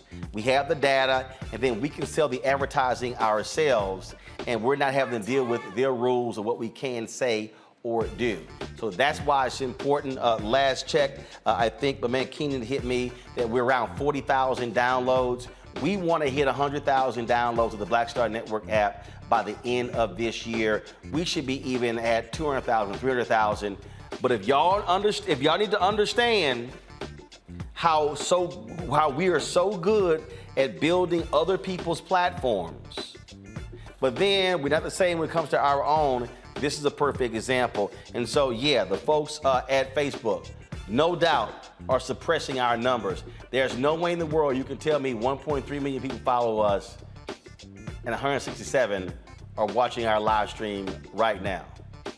Sorry, y'all, the numbers just don't add up. I'll be right back with our TED Talk segment. You know, he brought his own sound. So when you have an artist that creates his own sound, like Earth, Wind & Fire, Stevie, you know, they come in, the Beatles, they create their own sound. He kept reinventing himself. He wasn't afraid to change instrumentations or not use drums or not use bass or use the limb machine or use real drums or use, you know, pots and pans. It didn't matter. It's just like he wasn't afraid to, the sound was different every time he did an album, completely different, you know? And the things that he wrote about, it was things that he felt he needed to speak about. So a lot of honesty, you know, whether he would admit to it or not, there was a lot of honesty and a lot of things that were real to him. When he gave, you know. I think for me, he is my favorite, my #1 favorite guitar player in the world. He was. He played with, I mean, and especially I loved times me playing drums with him, he and I playing together. When I played drums, it was a whole nother thing. And I just think that he reached people in a way as an artist that he reached you because he was, again, honest in a way that he said it a million times, but he wasn't trying to write the next Purple Rain. That was already what it was. Right. I can write that. That was that one time thing, Right. but it's never gonna happen again. So why would I write that again? Then it's not special anymore.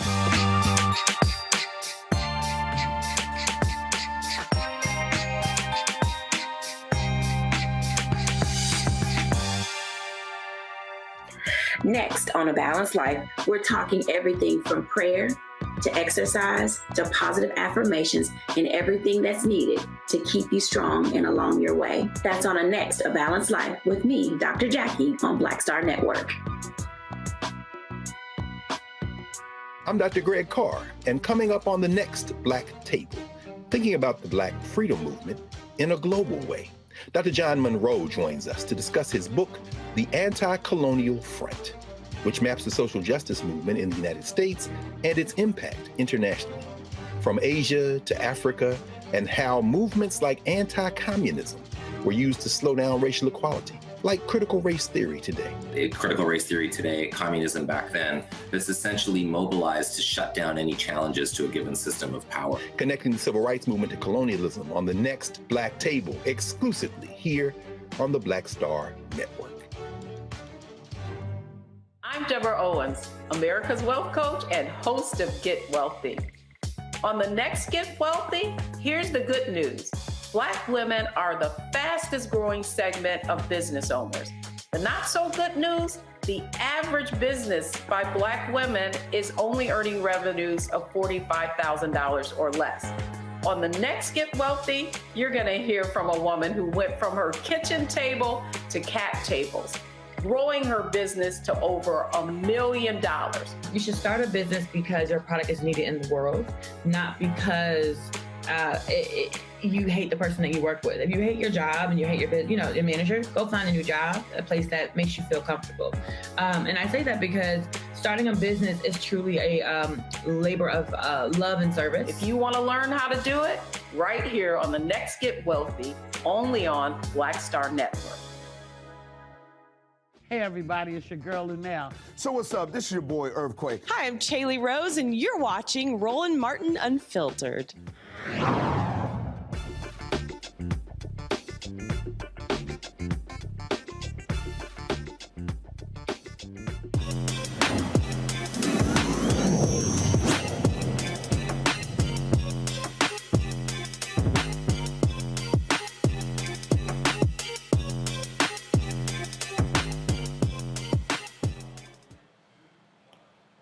Are you one of those folks who has difficulty keeping up with your monthly budget? If so, a new app will empower you to take control of your finances and build your wealth. That's right, folks. Here is the app. Let's show it.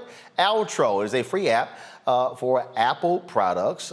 It uses financial content to educate folks trying to elevate their financial status and help users build credit with recurring payments. Michael Broughton, founder of Altro, joins us from San Francisco. Glad to have you here. So first off, is it only for Apple? Is it also going to be an app later for Android? Yeah, the app is currently Apple-based. We are working on an Android version this year, actually. And so, in terms of, look, there are other apps out there when it comes to plugging in with your monthly budget. So how does this actually work? Yeah, it's quite simple. What we're doing is we are taking recurrencies, things that people are already paying for, and turning them into trade lines, things that actually help you build your credit. The magic is in what we do with our app. In about 30 seconds, you sign up. We find what subscriptions you're already paying for, your Netflix, Hulu, Spotify, Pandora bills, and we tie these to your credit score. So in about 30 days, you'll see it actually show up on your Credit Karma or Credit Sesame account, or even in our app, showing how it's affecting and increasing your score over time. So, so where did the idea originate from? It started with me, actually. I struggled a lot with building credit when I was coming into college. I didn't realize tuition was a real thing, and I was $10,000 short on my tuition. No one wanted to give me the money. No one wanted to give me a chance, and I ended up in a situation where I almost did not start university because of it. Realized that credit was key. It was the access point to getting from 0 to 1 to starting my personal journey. And I wanted to enable that access for everyone else. So that's how the app was born. Cool. And how has it gone thus far in terms of users and things along those lines? Yeah, it's been great. Last year, we actually went viral. We were number 7 on the App Store for a number of time. It led to hundreds of thousands of people downloading our app, something we weren't ready for as 6 people and a hacker house trying to figure this out. Since then, a year later, we are at 40 people who are thinking about Ultra every day. The user base is consistently growing, and we've rebranded. We came up with the name Ultra, which really means other in French, all about inclusivity and building a brand and culture around this new wave of credit that we're building for our users. All right, questions from the panel. Monique, you're first. You're on mute. Then I wasn't ready. I thought I was ready. Nope, you were not ready. What advice really, or do you have any tips? I mean, I know you're trying to pull people out of things, but for the college student, for those of us who have teens will be in college years soon, like to avoid the things that land them needing you. Yeah, the magic number is 3. You want to have 3 active trade lines on your credit report at all times. And the length and history of these trade lines, how long they stay open, also is a big determinant in what your score will be. When getting your first apartment, when buying books, when getting into universities, or even getting your first job, your credit score becomes a factor that lenders and decision makers are making when saying yes or no in those critical moments. So having a credit score, first of all, is very important. Having 3 trade lines behind that is even more key. Yeah, what are trade lines? Yes, trade lines are active data that is sitting on your credit report. This can be an auto loan, a home loan. We take subscription data and turn that into a trade line. It can be your first credit card, a secure card. Anything that impacts your credit data and thickens your file is considered a trade line. Okay, thank you. Nyambi? Yeah, so how do you get people to buy into the idea that credit isn't scary? I think so many of us have been traumatized from our own lack of credit worthiness, or just coming from families who either had no credit or poor credit, that we view credit as evil and scary. How do you make, or at least make people feel like credit can be something that they can approach and something they can manage and handle? That's a great question. And credit is supposed to be empowering, right? And especially our people, we've seen it as something that is evil, something that does pull you back. Credit debt, credit fraud, a lot of that is real things that can destroy someone's life just as much as it can help someone's life, which has made credit scary. I think that education is the biggest piece of it, though. Going into something with the understanding of how it works makes life so much easier and makes credit empowering for individuals. We actually focus on this. We built 400 1-minute-long audio clips that talk about anything from credit to 401ks to option trading, calls and spreads, cover calls, cover puts, everything you can imagine in our app for free. And we believe that accessibility to education is accessibility to better scores, which is accessibility to new financial products and opportunity. Literally increasing the GDP and net worth of our individuals by empowering them with education on the forefront. Cool, thank you. All right, then. Well, next thing is how you're looking to grow or build the app. Yeah, we just announced that we raised $18 million to actually help more people build credit, which was not only exciting news, but allows us to expand our team, our mission, our journey, and help millions of Americans build their credit score. Our app is completely free as well. So anyone with an iPhone and soon to be an Android device too can download our app and start building credit with their Netflix, Hulu, Spotify, whatever bills that they already have.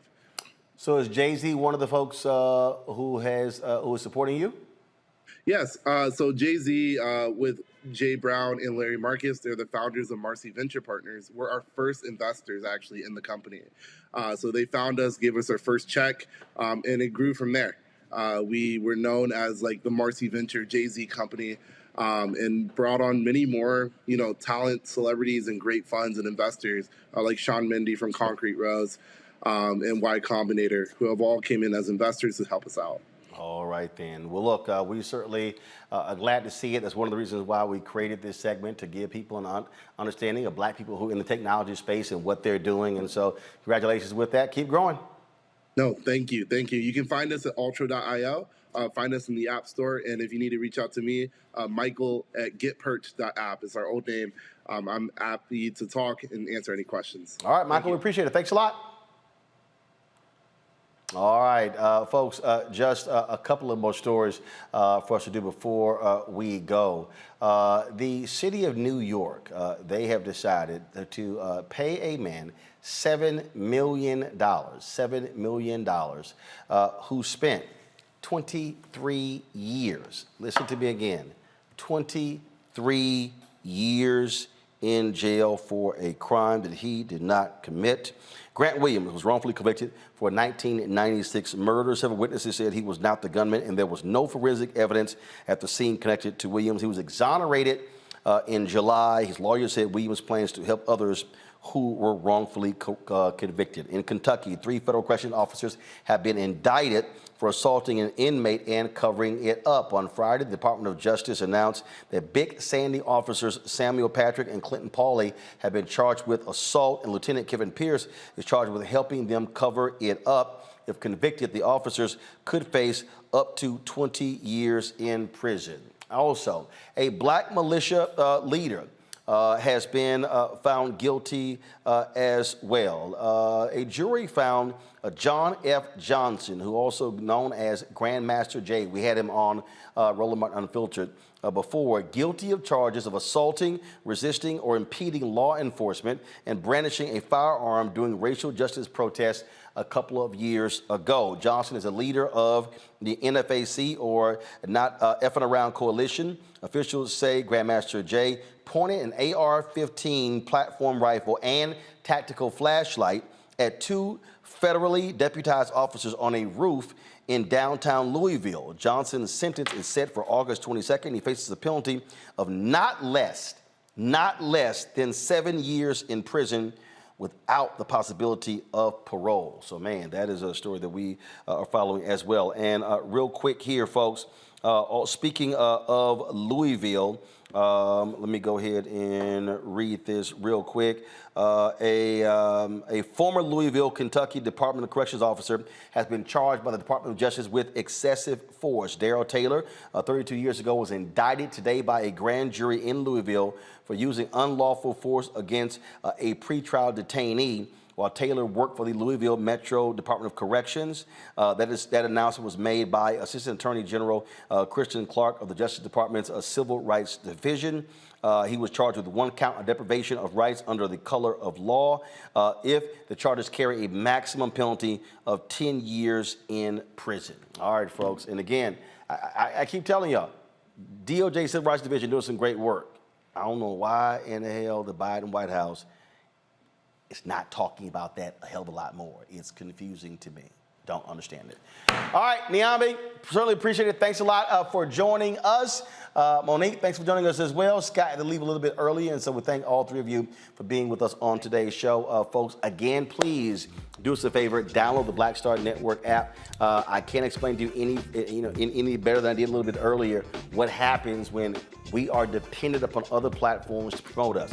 Isaac Hayes III talks about this all the time, where you might think that you have 1 million followers on Instagram, they're not letting you communicate with all of your followers because they actually want to make all the money. And so you're only reaching 3 or 4% of your followers. That's actually how that works. And so, folks, that's what these platforms do. But when we have the ability to control our own destiny, then we can do so. And so please, we want all of you, whether you have your phone, your pads, whether you have Apple TV or Roku device, whatever, download the app. The Black Star Network app, curated by yours truly, Roland S. Martin. The Apple phone, Android phone, Apple TV, Android TV, Roku, Amazon Fire TV, the Xbox One, Samsung Smart TV. And please support us in what we do.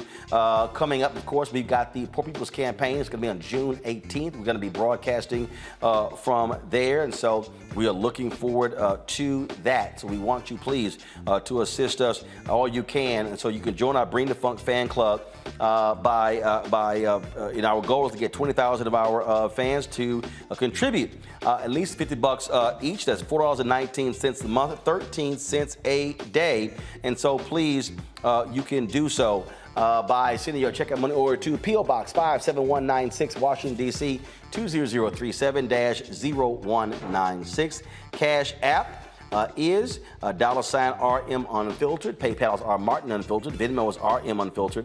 Zelle is Roland at RolandSMartin.com. Roland at RolandMartinUnfiltered.com. Shout out to Ebony Long, to Dwayne Jones, to Alexander Fullmore, to, let's see here, Gregory Brewster, for all, Deborah Joshua, Kenneth, let's see here, Casey Robinson, Monique Pierre, Rorna Williams, J.B. Bond, all of them contributed during today's show. That's it, folks. I'll see you tomorrow right here on Roland Martin Unfiltered.